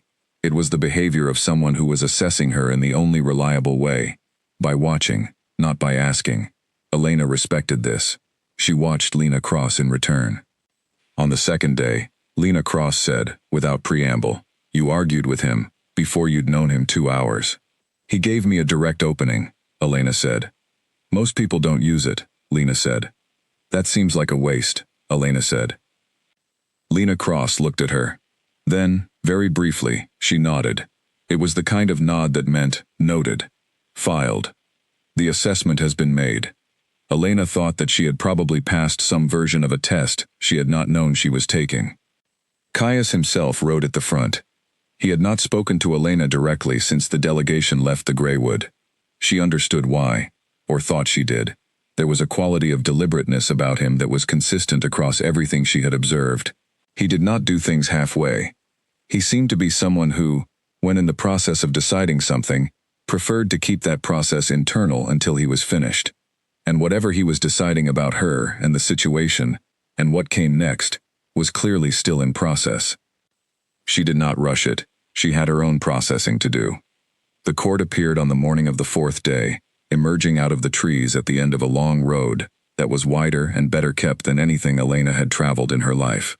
It was built into the side of a hill, not a castle in the way of old stories, but a series of connected buildings in gray stone, practical and solid, large without being overwhelming, organized around a central open courtyard.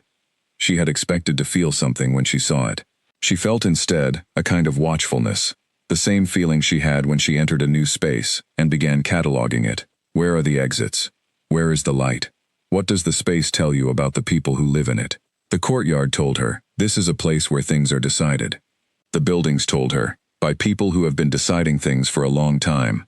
The way the guards moved at the gate, not tense, not relaxed, just precise, told her, there is discipline here that does not require enforcement because it is genuinely held. That, she thought, was encouraging. Sarah was taken to guest quarters that were better than Elena expected, comfortable, with their own fire and a window that faced the garden. Elena was given rooms on the same floor.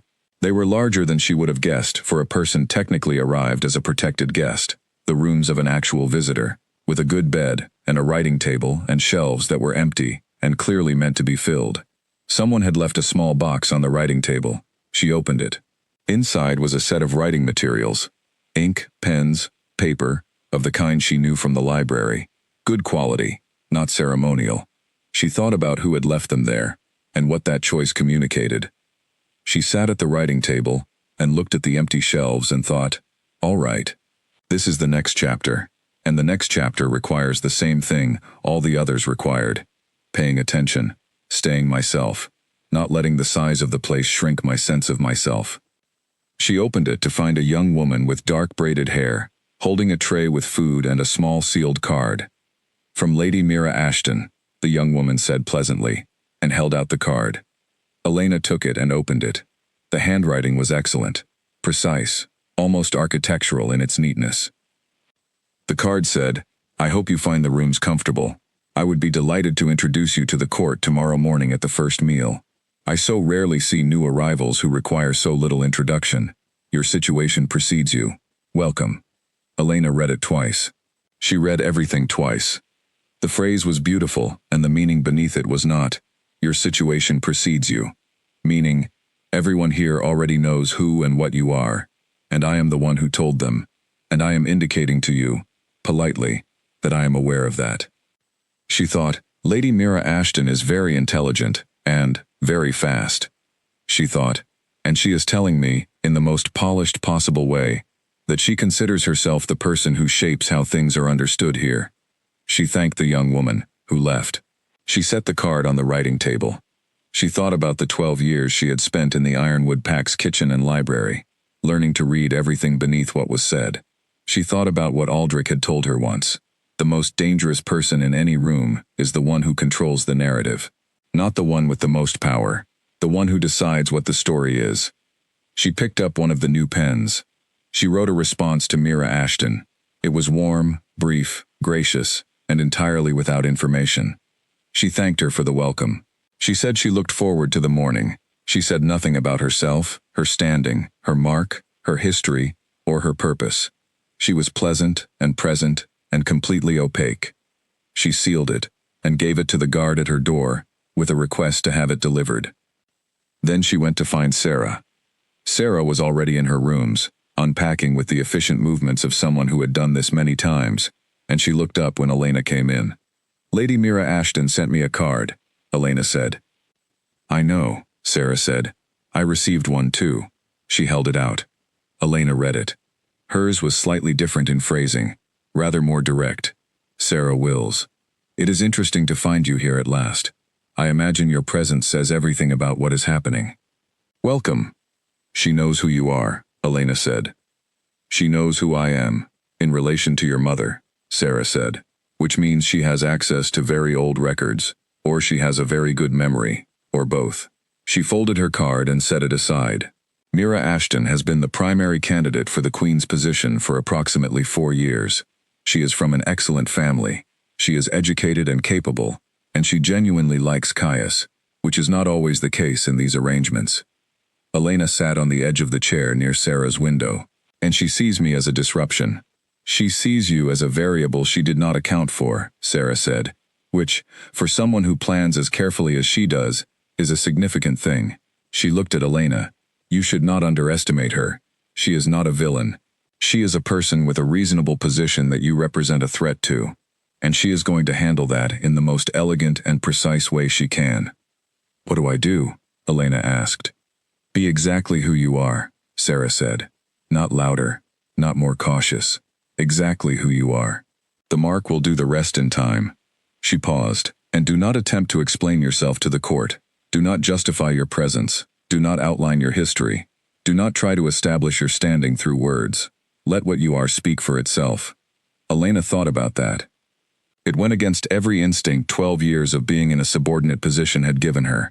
The instinct to explain, to justify, to preemptively address what other people were thinking about her before they could say it. "That is very difficult for me," she said honestly. "I know," Sarah said. "It was difficult for your mother too." She looked at Elena steadily. "But your mother understood, in the end, that explaining yourself is something you do for people who need to be convinced. People who cannot see what is in front of them. The people in this court who matter will not need convincing, and the ones who do need convincing will not be convinced by explanation." Elena was quiet. "Sleep," Sarah said. "Tomorrow is going to be a long day." Elena went back to her rooms. She stood at the window for a while and looked out at the court's garden, a proper garden, laid out in geometric sections, going to winter dormancy now but clearly cared for with intention. Beyond the garden, the hill that the court was built into rose dark against the sky. She pressed her hand flat against the glass and felt the mark warm under it.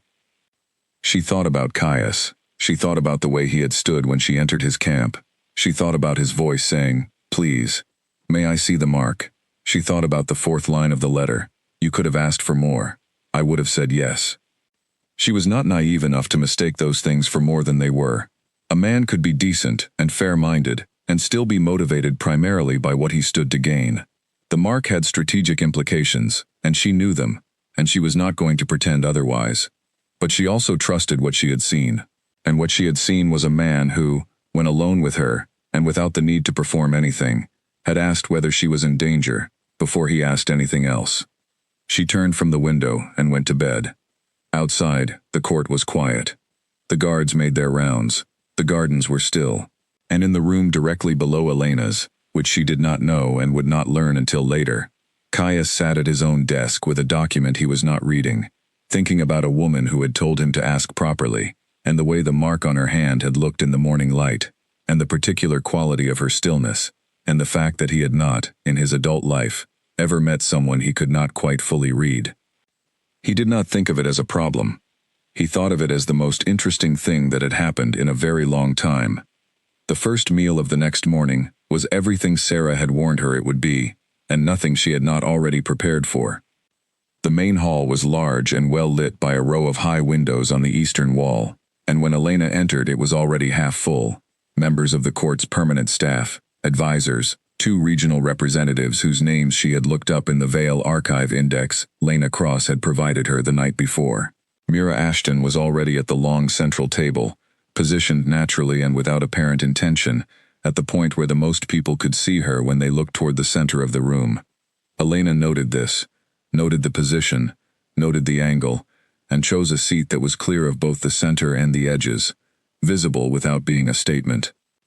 Mira was precisely what her card had suggested, beautiful in the specific way of a person who has learned exactly how to present themselves, intelligent eyes, a manner that was warm without warmth being its goal, and the particular quality of someone who was performing nothing, because they had simply internalized the performance completely. She was good at this. Elena respected it genuinely. Mira came to her before the meal began, not afterward, a signal that she was not someone who let things develop without her involvement. Elena Voss, she said pleasantly, sitting down across from her without asking. I am so glad you are here. Mira Ashton, Elena said. Thank you for the note last night. Of course. Mira folded her hands on the table. She looked at Elena with the particular expression of someone who is sincerely curious, rather than performing curiosity. May I ask you something directly? Yes, Elena said. Mira looked at her. What do you want? Elena looked at her. I'm not asking what you want from Caius, Mira said smoothly, before Elena could answer. I'm asking the broader question. What is it you actually want from this situation? What does Elena Voss, not the mark, not the bloodline, but you, want? It was a good question. It was, in fact, the question that Elena thought very few people in this building would have had the courage or the insight to ask, and she gave Mira credit for it. To be exactly what I am, Elena said, without anyone's permission. Mira was quiet for a moment. Something moved in her expression, not the politeness layer, beneath it, something that looked, to Elena's careful reading, like recognition. That is a good answer, Mira said. Then, I am going to be honest with you, because I think you will see through anything less. I have worked toward a specific future for 4 years. You are a variable in that future that I did not anticipate. I am not your enemy, but I am also not going to pretend that your presence here is without complication for me. I know, Elena said. I am not going to pretend otherwise either. What I ask, Mira said, is that you give me the same honesty I am giving you. If something is happening that I should know, tell me, before I find out another way. Elena looked at her. I can agree to that, she said. With one reciprocal condition. Name it, Mira said. If you discover something about my history or my background through your sources, Elena said, bring it to me first. Not to the council, not to Caius, not to anyone else. Me first. Mira studied her for a moment.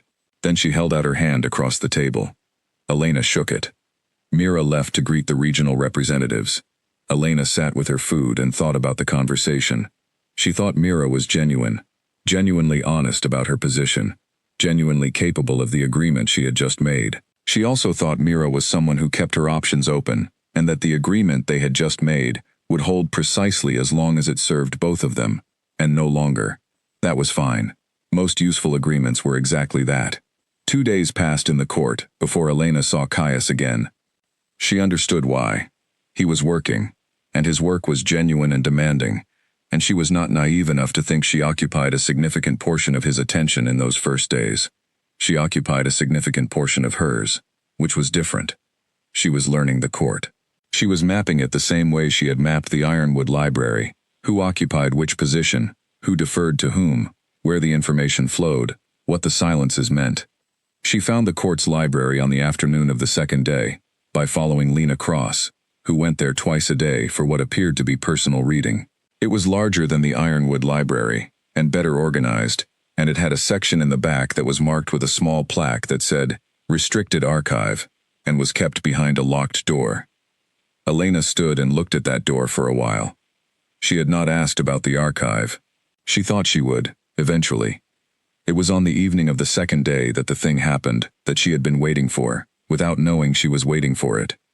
She was in the corridor outside the library, heading back to her rooms, when Caius appeared from the cross corridor. He stopped. She stopped. They looked at each other in the evening light of the corridor, which was lit by oil lamps set in the wall at intervals, and the light was warm and low, and everything was very quiet. "Walk with me," he said. She walked with him. He took her to the north side of the building, to a wide window that looked out over the court's garden, where the evening had turned the sky a deep, complicated blue. He stood beside the window and she stood beside him, and they were quiet for a moment. "I have been speaking with people," he said, "about the situation regarding Ironwood, about the archive and your mother's record." "I assumed you would be," she said. "The process is straightforward," he said. "I have grounds to compel access. It will cause friction with the Ironwood Alpha, who will read it as an assertion of authority." He paused. "Which it is." "Good," she said. He looked at her sideways. The light was such that she could see his expression more clearly than she usually could. The slight shift of it, the way it moved. "You are not worried about causing friction with Ironwood," he said. "Ironwood caused considerable friction with me," she said. "I think we are even."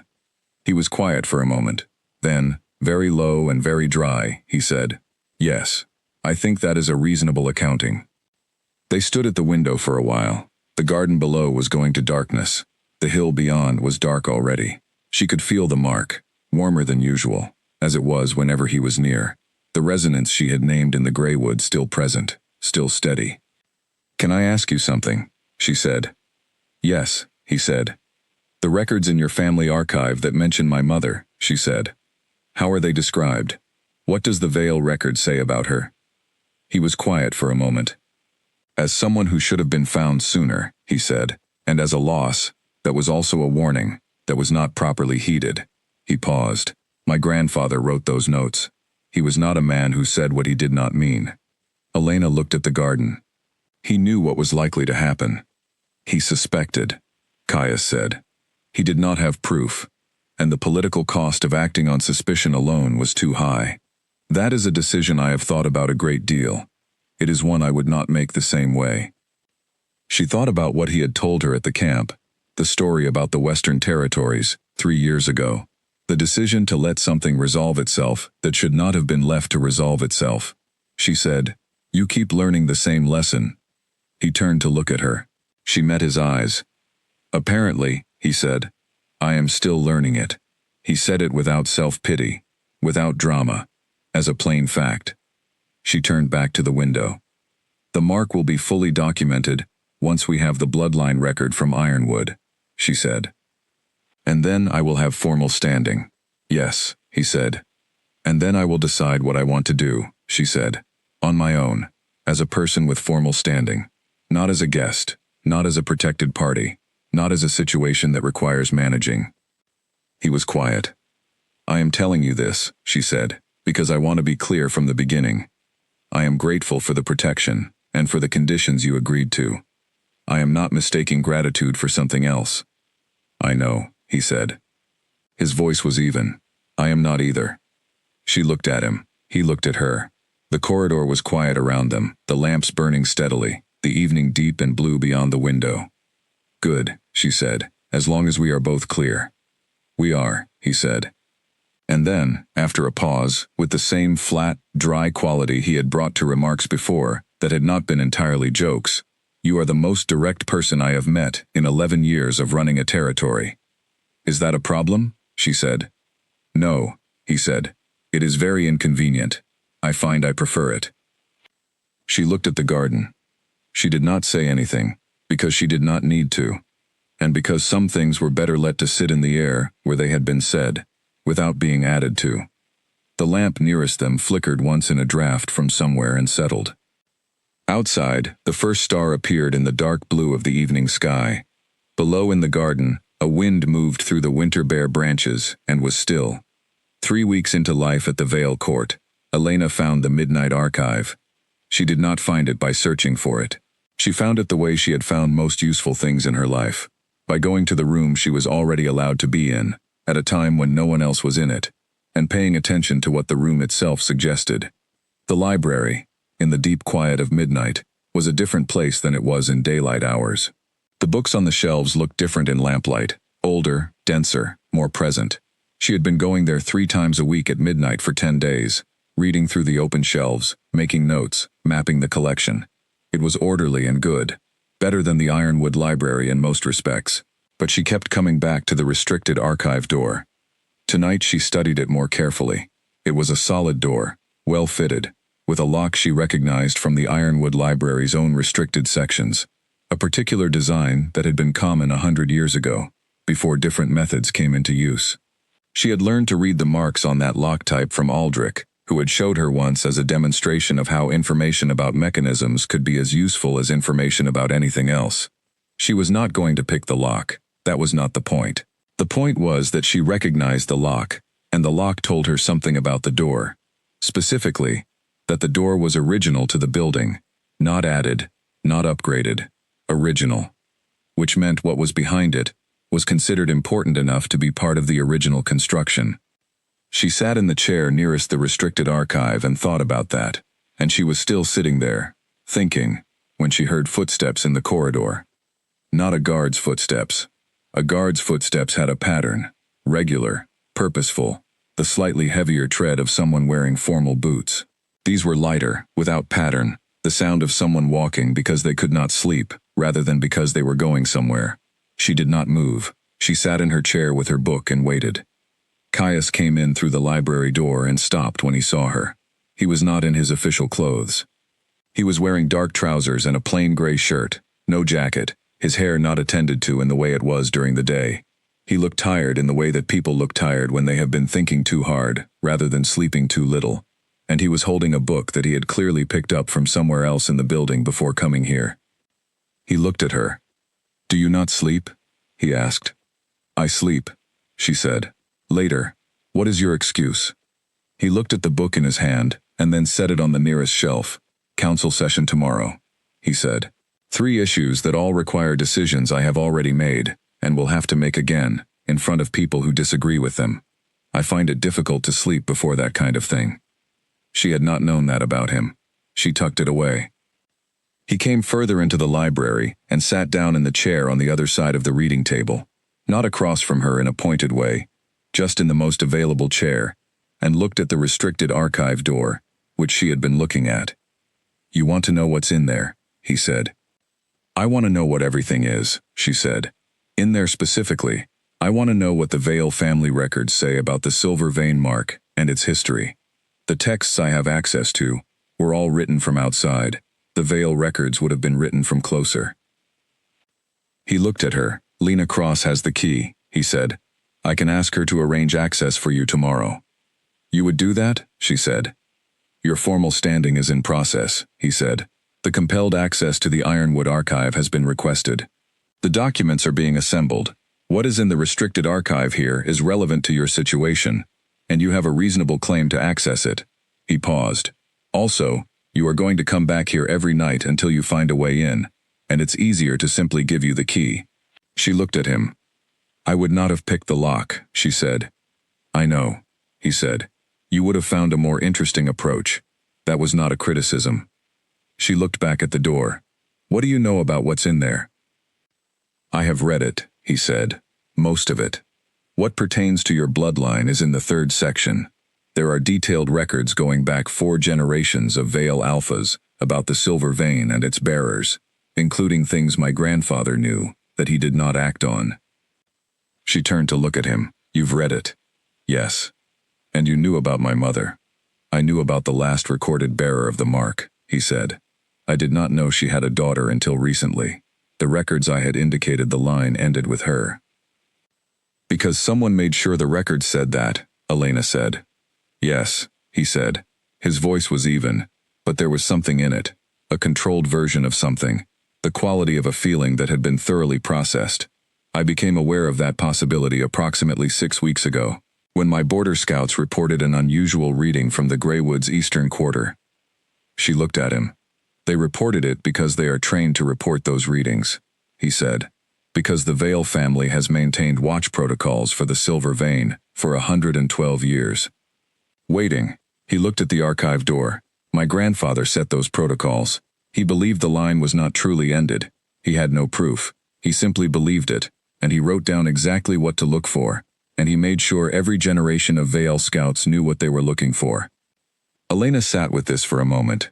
She sat with it the way she sat with important things, without rushing to a response, letting it land fully, letting the weight of it be what it was. Caius's grandfather had not acted when he should have. Caius himself had made the same kind of mistake, in different circumstances, 3 years ago, and yet his grandfather had also spent his remaining years setting the conditions for someone, for her, as it turned out, to eventually be found. That is a complicated legacy, she said. Yes, he said. It must be strange, she said, to have been looking for something for all your adult life, and then find it in a clearing in the Greywood. He looked at her. Something in his expression moved. The thing she still could not name. More present now than usual. Less contained. Strange is not quite the right word, he said. What is the right word? She asked. He was quiet for a moment. He looked at the lamp on the reading table, the small warm circle of it on the wood. When I was 17, he said, I read my grandfather's notes about the mark for the first time. He wrote about what it was, what it represented, what the old records said about what happened when a bearer of the silver vein was in the presence of someone from the original Alpha line. He paused. He described it as the two halves of something old finding each other. He was not a romantic man, and he was not given to imprecision, so I have always assumed he meant that literally. Elena looked at her hand. The mark was visible in the lamplight, silver and steady. The resonance, she said. He looked at her hand, then at her. You feel it too, he said. Since the first morning, she said. In the clearing. He was quiet. I have been very careful, she said, not to mistake it for something I am deciding. It is something that is happening. Those are different things. Yes, he said. I am aware of the difference. He paused. I have also been careful. Good, she said. Elena, he said. It was the first time he had used her name without a title, without a qualifier, just her name, in the quiet library at midnight. It landed differently than she expected. I want to tell you something that is not a strategy, and not a decision, and not a carefully managed statement. Do you want to hear it? She looked at him. Yes, she said. I have been running this territory since I was 22, he said. I have made the decisions that needed to be made, and I have generally made them well, and I have not, in that time, met a person I could not quite reach the edge of. I can always find the edge of a person, what they want, what they fear, how they decide. I could not find yours. He paused. I am not sure I have found it yet, but I think it is because there is more of you than most people, not because you are hiding something. He looked at her directly. I want you to know that I see that, not the mark, not the bloodline, you. Elena held very still. She did the silence practice, quickly, in the span of a breath, set aside what she wanted to be true, what she feared, what she had decided, let it all go. Look at what was actually there. What was actually there was a man in plain clothes in a library at midnight saying true things in a way that was not performance and not strategy. Thank you, she said. He nodded slightly. No grand gesture, just a nod. An acknowledgement that the thing had been said and received. They sat in the library for another hour, talking about other things: the council session in the morning, the structure of the Greywood border protocols, a text Elena had found on the shelves that she thought had been misfiled. Normal things. Easy things. The kind of conversation that fills the comfortable space between two people who have said something real and do not need to add to it. When she went back to her rooms, the mark was warm all the way to her shoulder. She stood in front of the small mirror on her writing table and pushed her sleeve back and looked at it in the candlelight.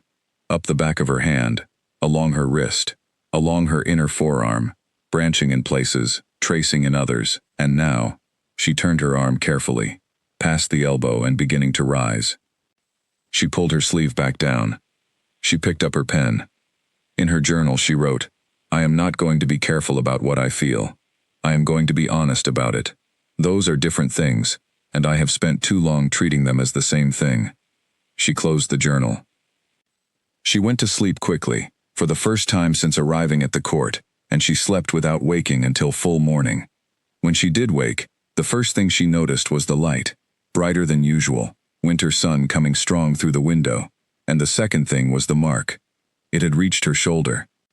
She sat up and looked at it in the daylight, turning her arm this way and that, following the silver lines from her hand all the way up to the curve of her shoulder, where they spread slightly, and then collected at the point of the shoulder blade, into something that looked like— She turned her back to the mirror and angled it to see. A small knot of lines, the center of a design she could not fully see yet, but that was clearly not done. She dressed quickly and went to find Sarah. Sarah opened the door before Elena knocked. She looked at Elena's face and then stepped back to let her in. "I know," Sarah said. "I could feel it from across the building. The whole court will feel something today, even if they don't know what it is." "What does it mean?" Elena asked, reaching the shoulder. "It means the waking is in its final stage," Sarah said. She went to the shelf where she kept the books and pulled out the oldest one. "It will not happen today, or tomorrow, but soon. And when it completes—" She set the book on the table and opened it to the last section, the one Elena had not read yet. "It will not be subtle." Elena looked at the page. The text was in Old Vale, dense and precise, and she had been able to read it for years. She read it now. She read it carefully, and when she was done she looked up at Sarah. "Every bearer who reached this stage," she said slowly, "was in a position of formal standing when it completed." "Yes," Sarah said. "All of them," Elena said. "All of them," Sarah said. "The mark responds to context. It does not complete in isolation. It completes when the bearer is where they should be." She met Elena's eyes. "You are almost where you should be." Elena looked at the mark on her arm, silver in the morning light, alive and reaching. "The archive," she said. "I need to read what is in the Vale restricted archive before this goes further. I need to understand the full picture before I am standing in the middle of it." "Then go," Sarah said simply. Elena went. The restricted archive took her 4 hours. She read everything in the third section, and took notes and cross-referenced against what she already knew. And when she came out, she sat in the library's reading chair for a moment, with her notes in her lap, and looked at the ceiling. Then she went to find Lena Cross, because she had a question that needed an operational answer, rather than a historical one. "The council session today," she said, when she found Lena Cross in the corridor outside the main hall. "What time does it conclude?" Lena Cross looked at her with the expression she brought to everything, assessing and unhurried. "Typically late afternoon." "Why?" "Because I think I would like to speak to it," Elena said. Lena Cross was quiet for a moment. "On what subject?" "On the question of Ironwood Pack's claim on the lower archive," Elena said, "and on the related question of my standing, which as of this morning is considerably less ambiguous than it was yesterday." Lena Cross looked at her arm, at the mark, visible at the wrist. "I will speak to him," Lena Cross said, "before the session ends." "Thank you," Elena said. She went back to her rooms and sat at her writing table and thought about what she was going to say, and how she was going to say it, and what it would mean. She did not think about it with fear. She thought about it with the same clean, quiet focus she had been practicing since her first morning in the Greywood, the morning she had opened her eyes on a cold rock beside a stream, and understood, for the first time in her life, that the story she was in was not the one she had been told. She had been walking toward this room, this table, this moment, for 22 years. She intended to say exactly what needed to be said. The council session that afternoon was held in a long room on the west side of the main building, with a table that seated 16, and windows that let in the flat afternoon light. Elena had never been in it before. She walked in behind Lena Cross, and looked at the room, with the same attention she gave everything new. 8 council members.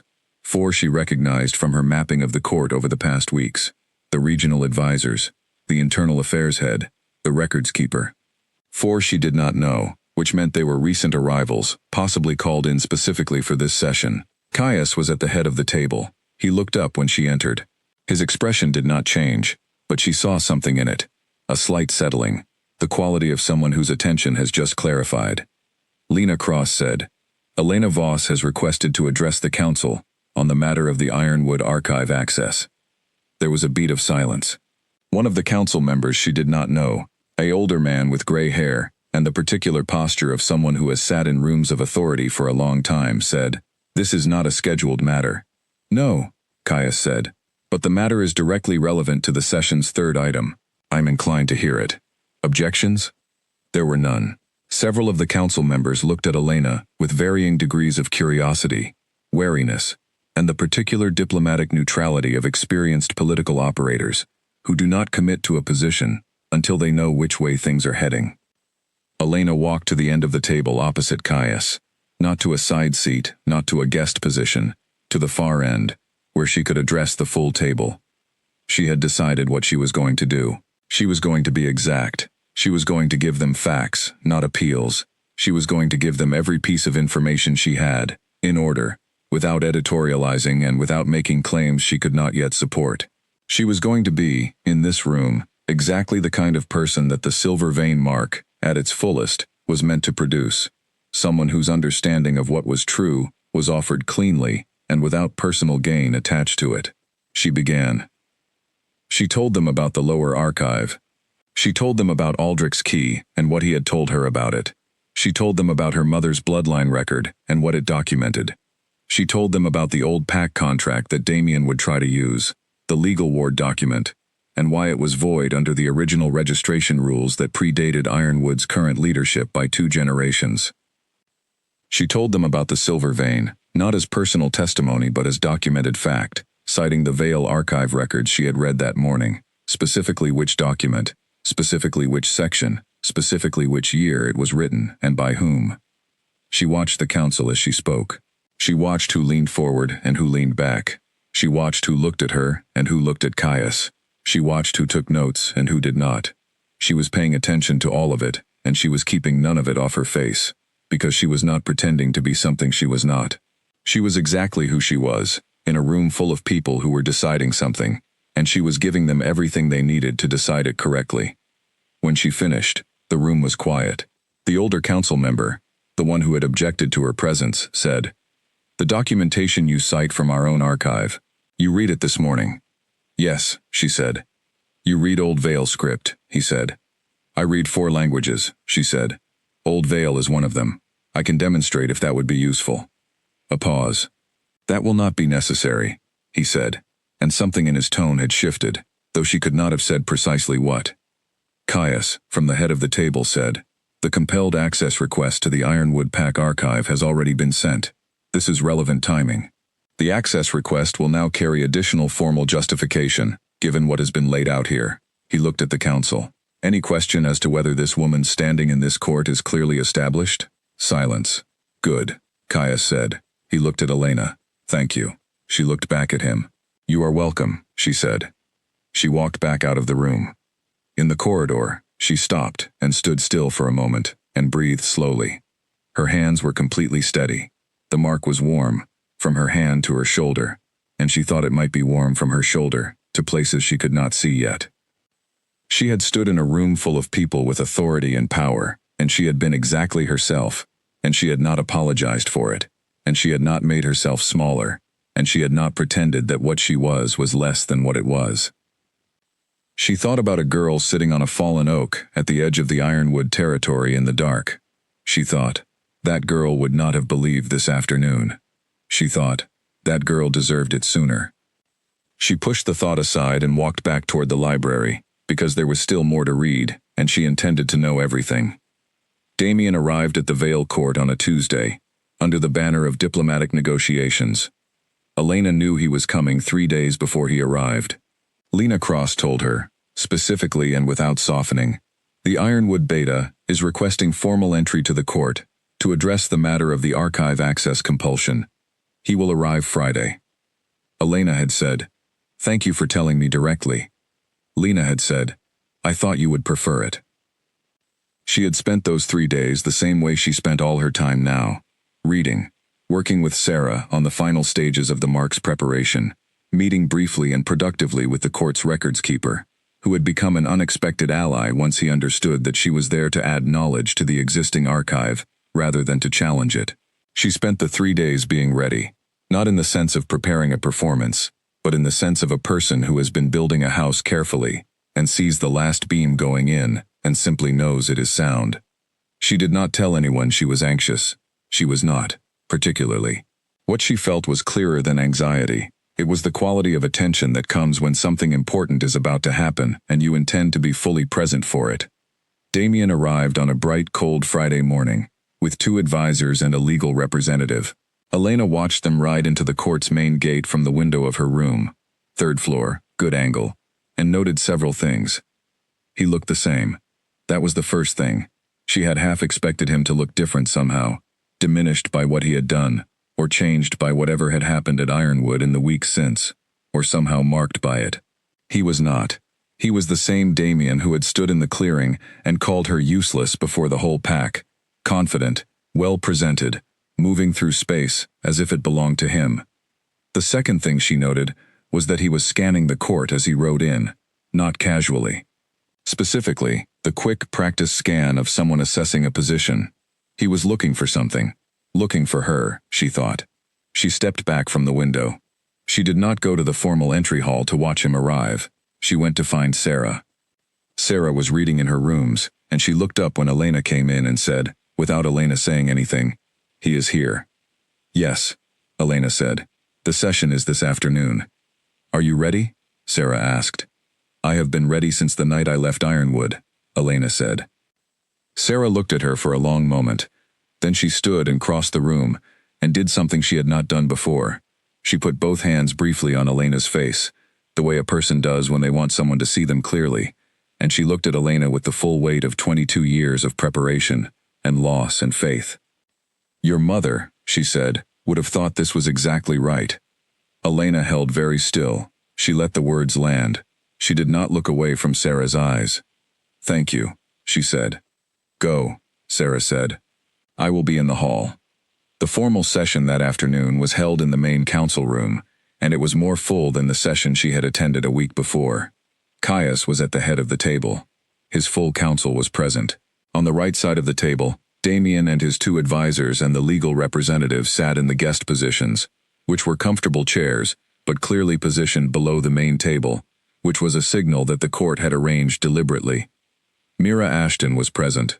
She sat near the center of the council side, composed and attentive, and she gave Elena a brief, neutral nod when Elena came in that communicated exactly what it was meant to. "I am watching this. I wish you well, in the sense that your success does not harm me, and I want to see how you handle it." Elena sat in the position Lena Cross had indicated, not at the council table, and not in the guest position, at a small separate table to the left, slightly forward, which was the formal position for the person being discussed when they had been granted the right to speak. Damien saw her the moment she sat down. She saw him see her. She had been prepared for the particular quality of his attention. She knew how he looked at things he considered problems. She had seen it many times, in the years she had lived in Ironwood, directed at other people. She knew the way his jaw set when something was not going the way he planned. She looked back at him the way she looked at everything now, calmly, with attention, without emotion attached to the attention. He looked away first. Caius opened the session. He was precise and unhurried, covering the grounds for the compelled archive access, the formal designation of Elena's standing as a protected party with credible bloodline claim, and the request from the Ironwood delegation to address both matters. He then gave Damien the floor. Damien spoke well. She had always known he spoke well. It was one of his genuine capabilities, the ability to organize an argument in the moment and deliver it clearly. He presented the ward documentation. He presented the Ironwood PAC's position, that the lower archive was a PAC record and not subject to external access requirements. He argued, fairly competently, she admitted, that the Silver Vein claim was unsubstantiated, without the document that was itself at issue, creating a circular problem that could not be resolved by compulsion. It was a good argument. If the session had stopped there, it might have been difficult. But the session did not stop there, because Caius looked at Elena. The Ironwood delegation has presented their position, he said. Elena Voss. She stood. She had one thing to say before the documents. One thing that the documents could not say for themselves, that needed to be said by a person who understood exactly what had been done, and exactly what it meant. 12 years ago, she said, I was brought to the Ironwood PAC as an orphan, following the death of my parents. I was given shelter and work, and I was kept, deliberately, from the knowledge of what I am. She paused. I was told I had no wolf, no power, no standing. I was told this for 12 years, by many people, some of whom believed it because they had been told it, and some of whom knew better and told me otherwise anyway. She looked at Damien once, directly, not with anger. She had processed what she had to process about him weeks ago, in the Greywood, beside a stream, and she had put it down where it belonged, and walked away from it. She looked at him with the clear, direct, perfectly neutral look of someone presenting a fact. Then she looked back at the table. I am not here today to speak to what was done to my family, she said. There will be a time and a place for that, and this is not it. I am here today to present a document.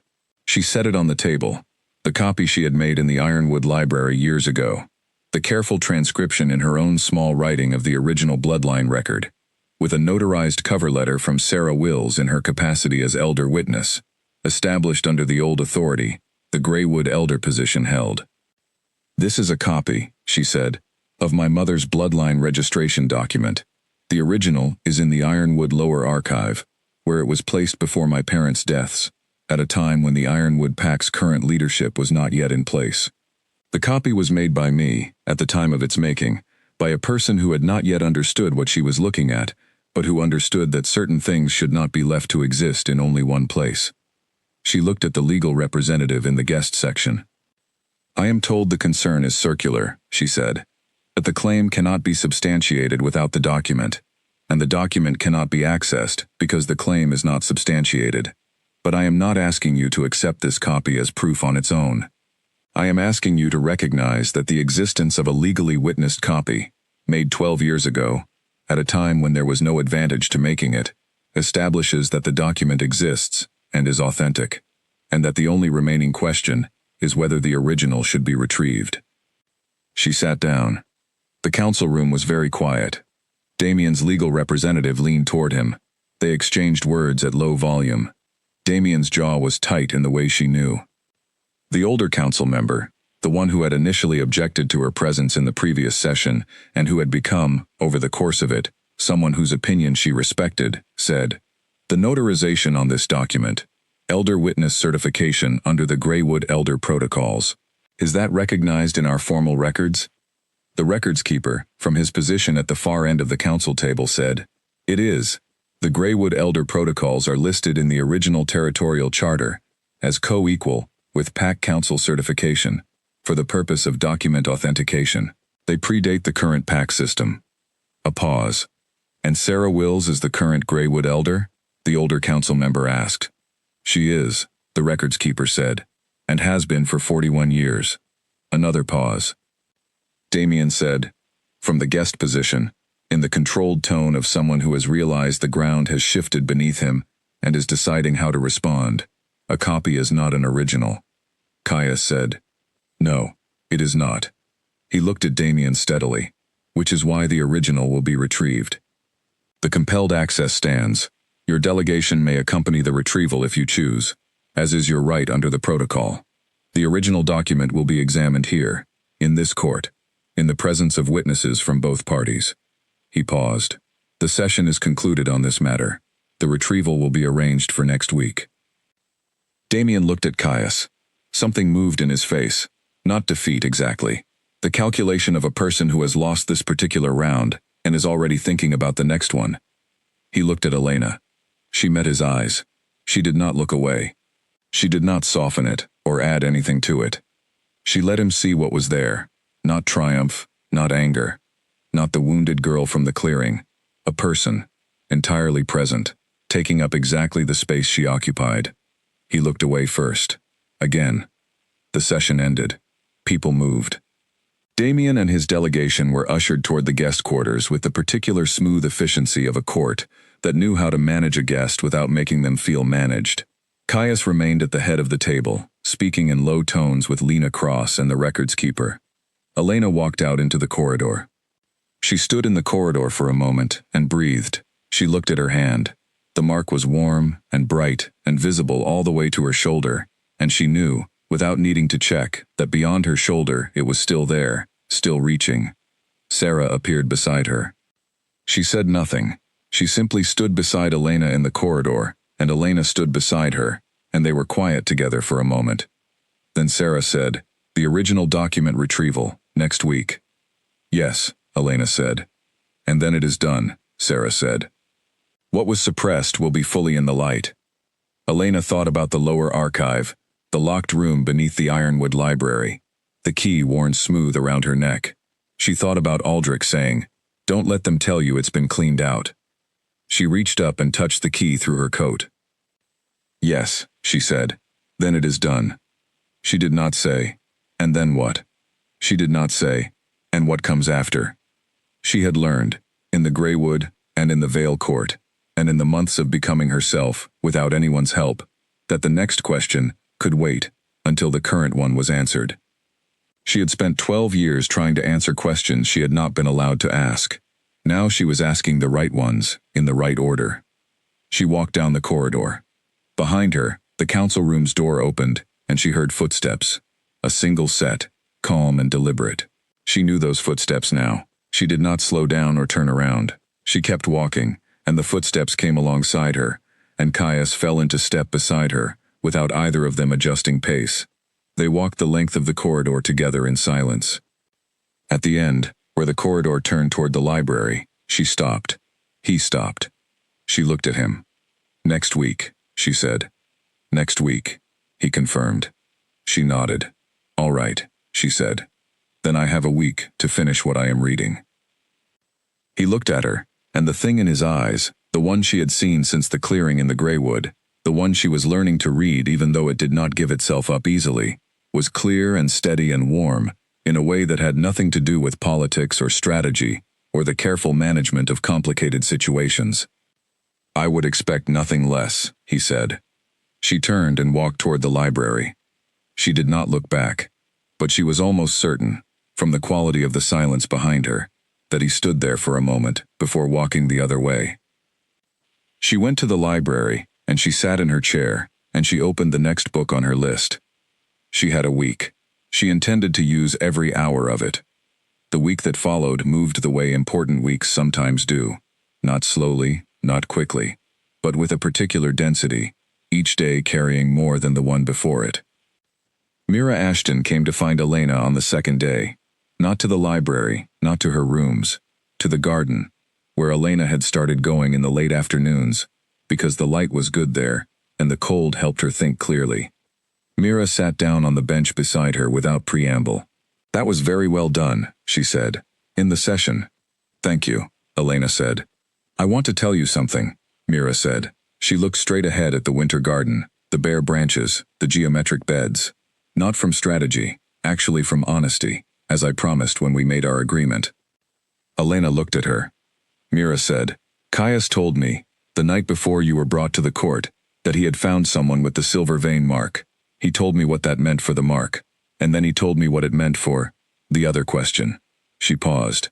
"I knew then that the situation had changed.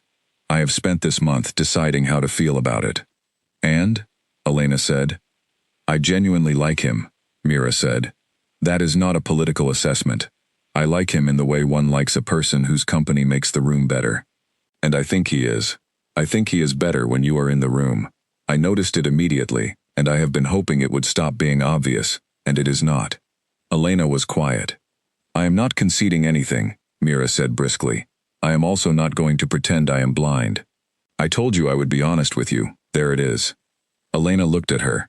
She thought about all the ways a person in Mira's position could respond to this situation, and she thought about the choice Mira had made, to come to a garden and say true things, rather than to manage an angle and position. She thought about how difficult that choice had been, because she understood ambition well enough to understand what it cost. You are very good at your work, Elena said. Whatever comes from any of this, that is true, and it is separate from any of it. Mira looked at her. That is also an honest thing to say, she said. I am trying, Elena said. Mira almost smiled. It was a smaller version of the smile Elena had seen her deploy publicly. More private, less constructed. Yes, she said. I noticed. She left the garden. Elena sat in it for a while longer and thought about the particular kind of courage it took to say something true when the truth was not in your favor. On the fourth day, Caius found her in the library again. This time it was the early evening, not midnight, and the library was still lit by the thin winter daylight from the windows. He did not sit across the table. He sat beside her, at the angle that two people sit when they are looking at the same thing, which in this case was the book she had open, because he looked at it and said, "Is that the Morval Index?" "Third edition," she said. "Rarer than the first, because almost no one printed it. Everyone thought the first was the final version." She turned to the page she had marked. "But the third has an additional section on the territorial maps from the original charter era. I wanted to see how the Greywood was described before it became what it is now." He leaned slightly to look at the page. He was close enough that she was aware of the proximity without it being uncomfortable. Simply present, the way some things are present without requiring a response. "What was it?" he asked. "A meeting ground," she said, "before the Pax had fixed territories, before the hierarchy solidified into its current shape. It was the place where the old bloodlines gathered." She looked at the map on the page. "The waystone I was sleeping near when you found me. It is marked here. It was one of the original meeting points." He was quiet for a moment. "You were not there by accident," he said. "I was there because it was the nearest shelter from Ironwood," she said. "And because Aldrich, when he was teaching me to read these maps, made sure I understood the Greywood's layout very specifically, including the exact location of that waystone." She closed the book. He knew. He planned it, as much as one person can plan for something they cannot control the timing of. "He put you where you needed to be," Caius said. "He put me in a position where, if I kept walking in the direction I was already walking, I would end up in the right place at the right time." She looked at the cover of the book. "He could not give me what I needed. He could only arrange the conditions for me to find it myself." Caius looked at her. "He sounds like someone worth knowing." "He was," she said. She pressed her hand flat on the book's cover. "I think about him often. I think about the fact that he spent the last 12 years of his life teaching a 10-year-old girl 4 languages and a great deal of old history that she did not yet understand the point of." "He understood the point," Caius said. "Yes," she said. "He understood it very well." They were quiet for a moment. The library was warm. The last light was going from the windows. "Elena," he said. Her name again, the same way as before, without title, without qualifier. She had come to think of it as his honest register. "Yes," she said. "After next week," he said. "When the document is retrieved and authenticated, and the formal standing is established. What is it that you want?" She looked at the lamp on the reading table. She had thought about this. She had thought about it in the Greywood, and in the hidden house, and in her rooms here. She had thought about it with Sarah, and without Sarah, and in the middle of the night, and in the clear cold of the morning. She had been thinking about it since the night she sat on the fallen oak at the edge of the Ironwood territory, and understood that she was free, and that free meant, among other things, the responsibility to decide. "I want to teach," she said. "The languages, the history, the records management. There is knowledge that is at risk of being lost. Not because people don't want it, but because the people who hold it are not in positions to share it." She looked at him. "I want to establish a proper archive, not a restricted one, an open one, where the old knowledge is organized and accessible and documented in a way that outlasts any one person's lifetime." He looked at her. I want to use the bloodline record to establish a formal protocol for identifying and protecting bearers of old bloodline gifts, she said. Not controlling them, protecting them, so that what happened to my mother does not happen again, to anyone. She looked at the lamp. And I want to stay, she said, here, not as a protected party, not as a guest. As a person who belongs here and has work to do here and is valued here for the work rather than for anything else. She had said it plainly, because plain was the only way she knew how to say things that mattered. Chias was quiet. All of that, he said, is achievable. The archive is already structurally possible. The court has space, and the records keeper would be an ally. The protocol is a formal matter that I have authority to establish. He paused. And your standing here, after next week, will not be that of a guest. She looked at him. What will it be? She asked. He met her eyes. The lamp between them was very steady. That, he said carefully, is a conversation for after the document is retrieved. Because I want to have it honestly, and there are still things that need to be resolved before the honest version is possible. She looked at him for a long moment. She applied the silence practice one more time, set everything aside, look at what is actually there.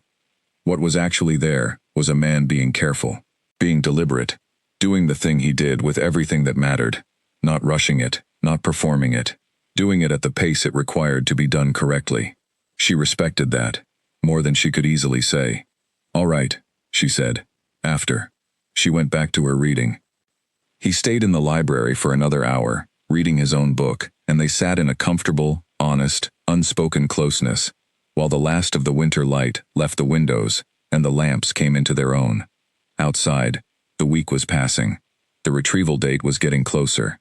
The mark on Elena's arm was reaching further every day, and what it reached toward was the fullness of what she was.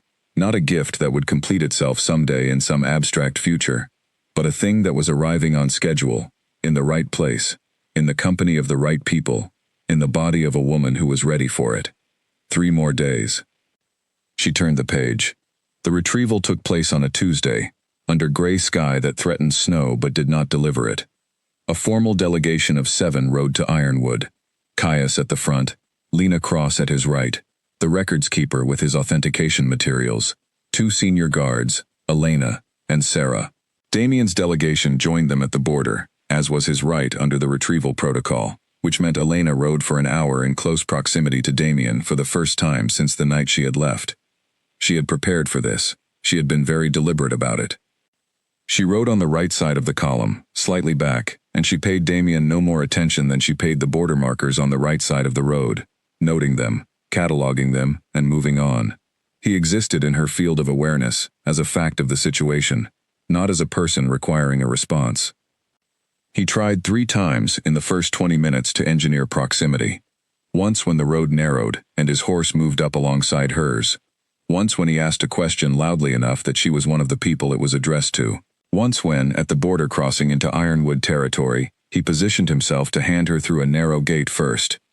Each time, she responded in the minimum appropriate way, shifted her horse, gave a brief neutral answer, went through the gate, without deviation or drama. He wanted her to react. He wanted her to show distress, or coldness, or triumph, any emotion at all that he could use to read her and find an angle. She gave him nothing, because there was nothing to give. She felt what she felt about him privately, and it was hers, and she was not going to hand it to him. The Ironwood Pack's main house looked smaller than she remembered. This was a known phenomenon. Places diminish once you have left them, but it also looked, in the cold winter morning, what it had always been, a pack house built for function, for a pack that understood strength as the primary value and organized itself accordingly. Nothing wrong with that, exactly, just not what she needed it to have been for her. Alpha Gordon received the delegation in the main hall. He was older than she remembered, only by a year, but it was visible, the weight of a difficult year in his face. He looked at Elena when she entered, and then deliberately away, which told her everything she needed to know about his level of comfort with this visit. The lower archive was in the basement level, access through a door off the kitchen corridor. The key, her key, the one around her neck, was the only one. Aldrich had been the keeper. When he died, the pack had not thought to retrieve the key from the girl who sorted herbs in the kitchen, and she had never offered it. She took the cord from around her neck and held the key in her palm and looked at it for a moment. Then she put it in the lock and turned it. The door opened. The lower archive was a single stone room with good stone shelving on all four walls and a table in the center. The shelves were full, not cleaned out. Every shelf was occupied, organized in Aldrich's system, which she recognized instantly, which she had helped establish, which she could navigate in the dark. She heard one of Damien's advisors inhale sharply. She did not look at them. She went straight to the section she needed. Left wall, third shelf from the bottom, organized by bloodline registration, alphabetical by original family name. Voss. The folder was thin, one document plus the notarized cover, and it was exactly where it should have been. She took it from the shelf with steady hands and brought it to the table and opened it. She had seen her copy 100 times. She knew every line. But the original, on the paper that was 100 years old, in the ink that had dried before she was born, with her mother's handwriting in the witness section, and the original elder seal pressed into the lower right corner, the original was different. She put her hand flat on it. She felt it through her palm. Sarah appeared beside her. She looked at the document for a moment, and then she looked at the witness section, Clara Voss, and the date, and the small neat signature, and she closed her eyes briefly. Elena gave her a moment. Then she said, "Records keeper." He came forward. He examined the document with the particular professional care of someone who had done this many times, checking the seal, the paper, the ink, the registration marks. He cross-referenced against the copy. He checked the elder certification. He straightened up and said, "Authentic. Original bloodline registration document, Voss family line, silver vein mark bearer. Notarized and certified under elder protocol. Valid and complete." He signed the authentication form. Lena Cross signed it as witness. Caius signed it as the territorial authority. Elena picked up the document and folded it carefully along its original crease lines and placed it in the protective case the records keeper had brought. She placed the case in her satchel. The satchel went over her shoulder. Then she looked around the lower archive. She had not expected to feel anything particular in this room. She had expected it to be a task: arrive, retrieve, leave. But standing in the room that Aldrich had organized and tended for decades, surrounded by the files and records he had spent his life maintaining, she felt something that was not grief exactly, and not gratitude exactly, and not relief, but all three at once, pressed together into something that had no name. She looked at the shelves. "The full archive," she said, to the records keeper beside her. "Can we arrange for the full contents to be catalogued and copied, not taken? I would not suggest removing it permanently without proper process, but documented, and the documentation held in an accessible location." The records keeper looked at Caius. Caius said, "Arrange it. Use the standard territorial documentation protocol. Ironwood will be compensated for the access, and the copies will be publicly archived." Alpha Gordon, from the doorway where he had been standing silently throughout this entire process, said, "This goes beyond the original scope of the access compulsion." Caius looked at him. The original scope addressed Elena Voss's personal document. "This is a separate matter, a territorial archive with documented contents that predate the current pack leadership. I have standing to request documentation of it." He paused. "Gordon, I want to be straightforward with you. I know what happened 12 years ago. I do not yet know the full extent, but I know enough. I am recommending, in the strongest possible terms, that the Ironwood Pack cooperate fully with this process. The alternative is an inquiry, and I do not think you want an inquiry." Gordon's face was still. He was not a man who showed much, and he was not showing much now, but Elena, watching him with the full quality of attention she had trained for months, saw the small, precise moment when he made a calculation and accepted the result of it. "Cooperate," he said, and turned and left the doorway. Damien, who had been standing behind and to the right of Gordon, stayed in the doorway after Gordon left. He looked at Elena. She looked back at him.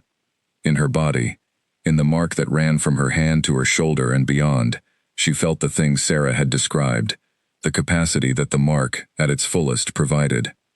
The setting aside of what she wanted to be true, what she feared, what she had decided, and the seeing of only what was actually there. She looked at Damien, and she saw, cleanly and without ambiguity, A man who had done what he did, not from cruelty, but from fear. Fear of what she might become. Fear of what she might mean. A man who had been told, by someone above him, that she was a problem that needed to be managed, and who had managed it in the way available to him, using the tools he had. She saw that. She saw all of it. She did not forgive it. Forgiveness was a separate matter, one she would address on her own timeline, in private, without an audience. But she saw it, and seeing it clearly was a different thing from hating it, and a different thing still from needing to do anything about it right now. "Elena," he said. "Not today," she said. "Not here. If there is ever something you need to say to me, say it in writing. Send it to the Vale Court, and I will read it when I am ready." She paused. "I hope you are well. I mean that without sarcasm." She turned and walked out of the lower archive. Behind her, she heard nothing from Damien. No response. She did not look back to see his face. It was not a performance of not looking back. She genuinely did not need to see it. In the kitchen corridor, Sarah was waiting. They walked together through the pack house and into the cold gray morning, and mounted their horses and joined the column. As they rode out of Ironwood territory, Elena felt the mark, the full length of it, from her hand to her shoulder, to whatever was still developing along her shoulder blade, respond to the crossing of the border. Not dramatically, not with light or heat or anything visible, simply a settling, the way a held breath releases, the way the last piece of something fits into its place. She rode in silence for the first mile. Then Caius appeared beside her, not from anywhere, just there, his horse at the same pace as hers. He said nothing. She said nothing. They rode together for a while through the bare winter trees, and the sky above them was wide and cold and the road was good, and she had what she had gone back for in her satchel over her shoulder. She thought about the girl who had packed a satchel at midnight and walked away from everything she knew. She thought about what that girl had had, a key, a journal, a library's worth of knowledge she had been told was useless. She looked at the sky. She thought, you had more than you knew, more than any of them told you. You were never the version of yourself they described. "Are you all right?" Caius said, beside her. She looked at him. He was watching the road, but his attention was toward her. She had learned to read the particular quality of his attention, the way it could be directed without his head turning. "Yes," she said. "I am very all right." She paused. "I am thinking about the difference between what a person is told they are and what they actually are, and how long the gap can exist before it closes." He looked at her. And I think the gap closes when the person decides it does," she said. "Not when the circumstances change, not when proof is provided, when the person simply decides that the other version is finished." He was quiet for a moment. "Have you decided?" She looked at the road ahead. "I decided the night I left Ironwood," she said. "It has just taken this long for everything else to catch up." He said nothing, but she heard, from beside her, a sound that was not quite a laugh, quieter than that, more internal, the sound of someone who has found something more than they expected. They rode on. The court appeared at midday, solid and gray, and familiar now in a way it had not been when she arrived. She looked at it through the trees and thought, that is where the archive will be. That is where the work will happen. That is, for now, where I am. In the main courtyard, dismounting, she heard the sound of the court around her. The ordinary, purposeful sounds of a place that worked, that had things to do, that moved forward. She stood in it and let it be around her. The document in her satchel was authentic and retrieved and witnessed. The mark on her arm had reached the shoulder blade and was still reaching. Everything was in motion. She went inside. That evening, Caius came to find her. She was in the library, as she usually was at this time of evening, but she was not reading. She was sitting in her chair, with the authenticated document on the table in front of her, closed in its case, and she was thinking. He came in, saw her, and sat down, not across the table, beside her, the same as before, the angle of two people looking at the same thing. He did not say anything for a moment. She said, "You told me there was a conversation for after." "Yes," he said. "We are after," she said. He looked at the case on the table. Then he looked at her. The lamp was steady between them, and the library was quiet, and outside the snow had finally decided to arrive, soft and unhurried, falling past the dark windows. "I want to say something clearly," he said. Before anything else, about the mark and the bloodline and the historical significance. All of that is real, and it matters, and I am not dismissing it. But it is not what I am about to say. She turned to look at him fully. He looked at her the same way. I have been in a room with you consistently for 4 weeks, he said, and I have not once needed to perform anything, or manage anything, or be anything, other than what I am. You are the first person, in 11 years of running a territory, with whom that is true. He paused. I have been thinking about that for the past 3 weeks, and I have decided that I should say it to you directly, rather than around it. She held the silence practice for the span of a breath, and then she let it go. She did not need it for this. I have been thinking about similar things, she said, since the clearing in the Greywood. Not the same things, because we are not the same people, but things in the same direction. Yes, he said. He looked at her steadily. Do you want to say more than that, or is this the correct distance for where we are? She thought about the 12 years she had spent saying less than she meant. She thought about the months since the ceremony, the walking and the learning, and the choosing, and the arriving. She thought about who she was, currently, sitting in this chair, in this library, in this court, with a document in front of her that said in formal, legal, irreversible language what she had always been. I want to say more, she said, but not all of it tonight. Tonight I want to say, I see you. Not what you represent or what the old records say about your line, or what it means strategically that we are in the same room. You. And what I see is something I am glad to have found.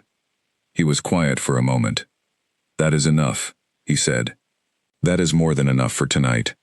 They sat together by the lamp for another hour. They talked about the archive, the formal protocol Elena intended to propose, the spring territorial inspection that would take the court to the northern borders and what that might involve. They talked about small things and useful things and easy things, the kind of conversation that is not about its subject and both people know it, and it was the most comfortable hour Elena could remember having in her adult life. When she went to her rooms, she stood at the window and watched the snow fall on the garden, and she pressed her hand against the cold glass and thought about all of the choices that had brought her here. Not the choices made for her or against her, but the ones she had made herself, walking away from the clearing, packing the satchel 3 days before she needed it, writing down things she did not yet understand because something in her insisted they mattered, going to the camp at sunset when she could have stayed with Sarah and been safe, standing up at the council table. She thought about every choice that was hers. There were more of them than she had known. She had been telling herself for 12 years that she was powerless, because the people around her had been telling her that, and she had not had enough evidence yet to argue the other direction. But she had always had the choices. Every step that had brought her here had been hers. She pressed her forehead gently against the cold glass. Outside, the snow was quiet and steady, and covered everything in the garden without preference. It covered the geometric beds and the bare branches and the paths between them equally, and in the morning, it would all be white and still and beginning. She thought, this is the beginning. Not of everything. Everything had begun long ago. But of this chapter, this particular living of her own life, this version of herself that she had been walking toward for 22 years, through everything that had been placed in her way. She went to bed. She fell asleep quickly, as she had been doing since the first night she had spoken honestly to Caius in the library. The snow fell outside her window, and everything was very quiet. In the morning, there was a letter on her writing table, delivered at some early hour by someone who had not knocked. It was a single page in familiar handwriting. Deliberate, not elaborate. The handwriting of a man who wrote what he meant. It said, "The formal standing review is scheduled for next week. I want to propose the new title in person, before it goes to the council, so you hear it from me first. Come find me when you are ready." She folded it and put it in her journal. She dressed, and she went to find him. She found him in the map room, a small room she had not been in before, which had every territorial map the court possessed, pinned to a large corkboard wall, and a table covered in notes. He looked up when she came in. She said, "What is the title?" He looked at her. He set down the pen he was holding. "The formal standing protocol for a silver vein bearer with authenticated bloodline documentation, under the old territorial charter," he said, "is elder advisor. It is an independent standing, not subordinate to any alpha or pack council, with the right to speak in any territorial session, and the right to access to all official records. She looked at him. But that is not what you want to propose. No, he said. It is not. He met her eyes. What I want to propose is a standing that has not been held in this territory for a very long time. What I want to propose is a title that is not subordinate to any position, because it is co-equal with the highest one. She was very still. I know what the mark means, he said. I have known since my grandfather's notes, and I know that the mark responding to my bloodline, the way it does, is not a coincidence, and not a strategy, and not something that either of us chose. He paused. But what I am proposing is not the mark's logic. It is mine. I am proposing it because I looked at you in a clearing in the Greywood, and you told me to ask properly, and I have been thinking clearly for the first time in 11 years ever since. She breathed slowly. She looked at him. This is the conversation you said was for after, she said. Yes, he said. And after is now, she said. After is now, he agreed. She looked at the map wall. She looked at the notes on the table, the work of a man who managed a territory with the same quality of attention he brought to everything. Careful, complete, taking nothing for granted. She thought about what she wanted. She had been thinking about it since the Greywood, since she had written in her journal beside the fire. What do I know for certain? She had built the answer piece by piece over months. She wanted the archive. She wanted the protocol. She wanted the work. She wanted to stay. She wanted this particular shape of this, which she had been careful not to decide too quickly, and which she had decided anyway, weeks ago, in the midnight library, and had simply been waiting to say. Ask me properly, she said.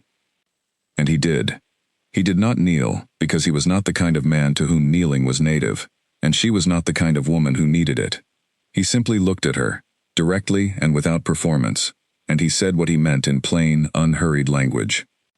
She listened. She heard every word. She let the silence practice go, for the last time, because there was nothing left to set aside.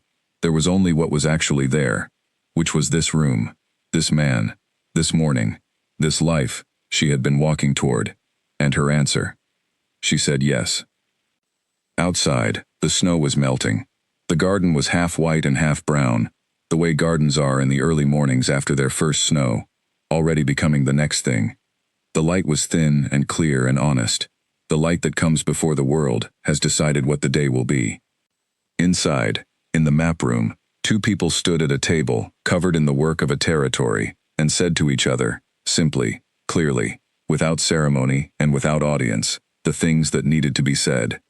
It was, as important things often are, very quiet. And it was enough. The full moon ceremony of the spring season was held in the Vale Court's main courtyard.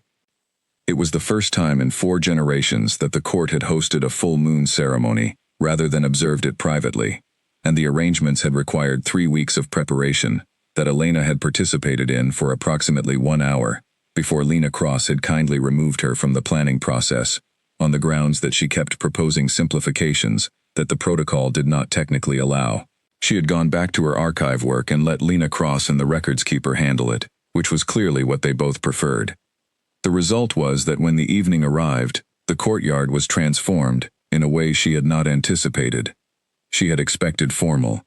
She had expected the kind of ceremony that every pack ceremony was, the careful arrangement of hierarchy into visual form, the people placed according to their rank, the center of the circle reserved for those with the most authority. She had attended enough of them to know the grammar of them. What she found, coming into the courtyard from the inner corridor, was something different, not less formal.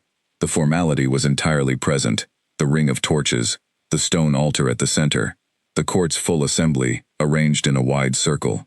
But the arrangement of the circle was not the hierarchy she expected. People had been placed according to their role in the history of this moment, and the history was not simple. Sarah was standing near the front of the inner ring. She was wearing her good coat. Elena had not seen it before. Deep brown, well-made, with a high collar, and careful stitching that was too precise for anything but intention. She looked, standing there in the torchlight, like exactly what she was, someone who had kept faith for a very long time. The records keeper was there. Lena Cross was there, in her military formality. positioned at the same angle she always occupied when she was most alert. Mira Ashton was there, on the right side of the inner ring, in deep blue, composed and present and beautiful. And when Elena's eyes found hers across the circle, Mira gave her a small, genuine nod that was not performance. The pack representatives were there, delegates from every major territory in the eastern region, the same ones who had been trickling into the court for the past 2 weeks, formally invited to witness. Elena had met most of them over the past days, in brief official meetings that had been as much about them seeing her as about anything logistical.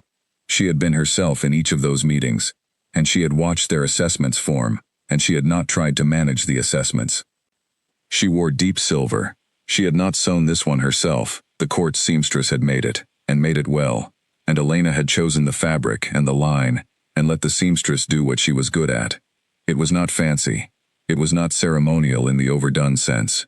It was simply exactly what it was, a garment that fit her, and moved easily, and did not apologize for itself.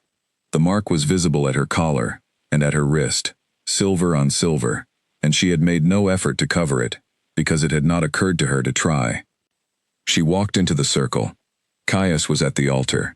He had not taken his formal position yet. He was standing slightly to the side, talking in a low voice with one of the Eastern Regional delegates, and he looked up when she entered. He watched her walk into the circle. She crossed to where he stood, and the delegate, reading the moment correctly, stepped back and disappeared into the ring of onlookers. "You are wearing it," Caius said. He looked at the mark at her collar. "I decided it was time to stop wearing things that didn't fit," she said. He looked at her for a moment. Something moved in his expression. The thing she had been reading for months now, the one she had finally named. It was simply, fully present. Completely in this moment, not managing it, not composing himself against it. "Ready?" he said. "Since the night I left Ironwood," she said, which was the same thing she had told Sarah, because it was the same true thing.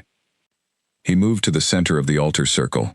She stood beside him, because that was where she stood now, and the crowd arranged itself into the quiet that ceremonies require, and the torches burned steady in the still spring air, and the moon rose over the eastern wall of the courtyard. The ceremony that followed was not the one she had stood at the edge of in the Ironwood Pack's clearing, in a pale gray hand-sewn dress, holding white flowers, waiting to be chosen. Gordon had spoken the old words then, with the authority of someone who had done it many times, smoothly, from long practice, the words worn smooth, the way a stone is smooth, correct but empty of intention. Caius spoke the old words differently. She was standing beside him, and she could feel the quality of his attention on them, each phrase held for its actual meaning, not rushed, not performed. She had heard him speak in the council sessions, in private, in the map room, in a dozen different registers. She had never heard him speak quite like this, stripped of everything extraneous, speaking for the record, in a way that assumed the record mattered. The old words gave way to the naming of the occasion, and the naming of the person, and she stood and let her name be said, Elena Voss, in the full moon's light, in a courtyard full of people who had come to witness, and she felt it land differently than her name in Damien's mouth in the Ironwood clearing. It landed the way things land when the context is true. And then Caius, Alpha King of the Eastern Territories, did something she had been told would happen, and had not fully been able to make real in her imagination until it was happening. He turned to her, and he took a step back, one step. Not kneel, not quite, but a step back, and a slight dip of the head, not submission, but acknowledgement. An acknowledgement that said, without words, to everyone present, "Before I name anything, I name this. Before I place any title, I recognize what is standing in front of me." The courtyard was silent. She looked at him.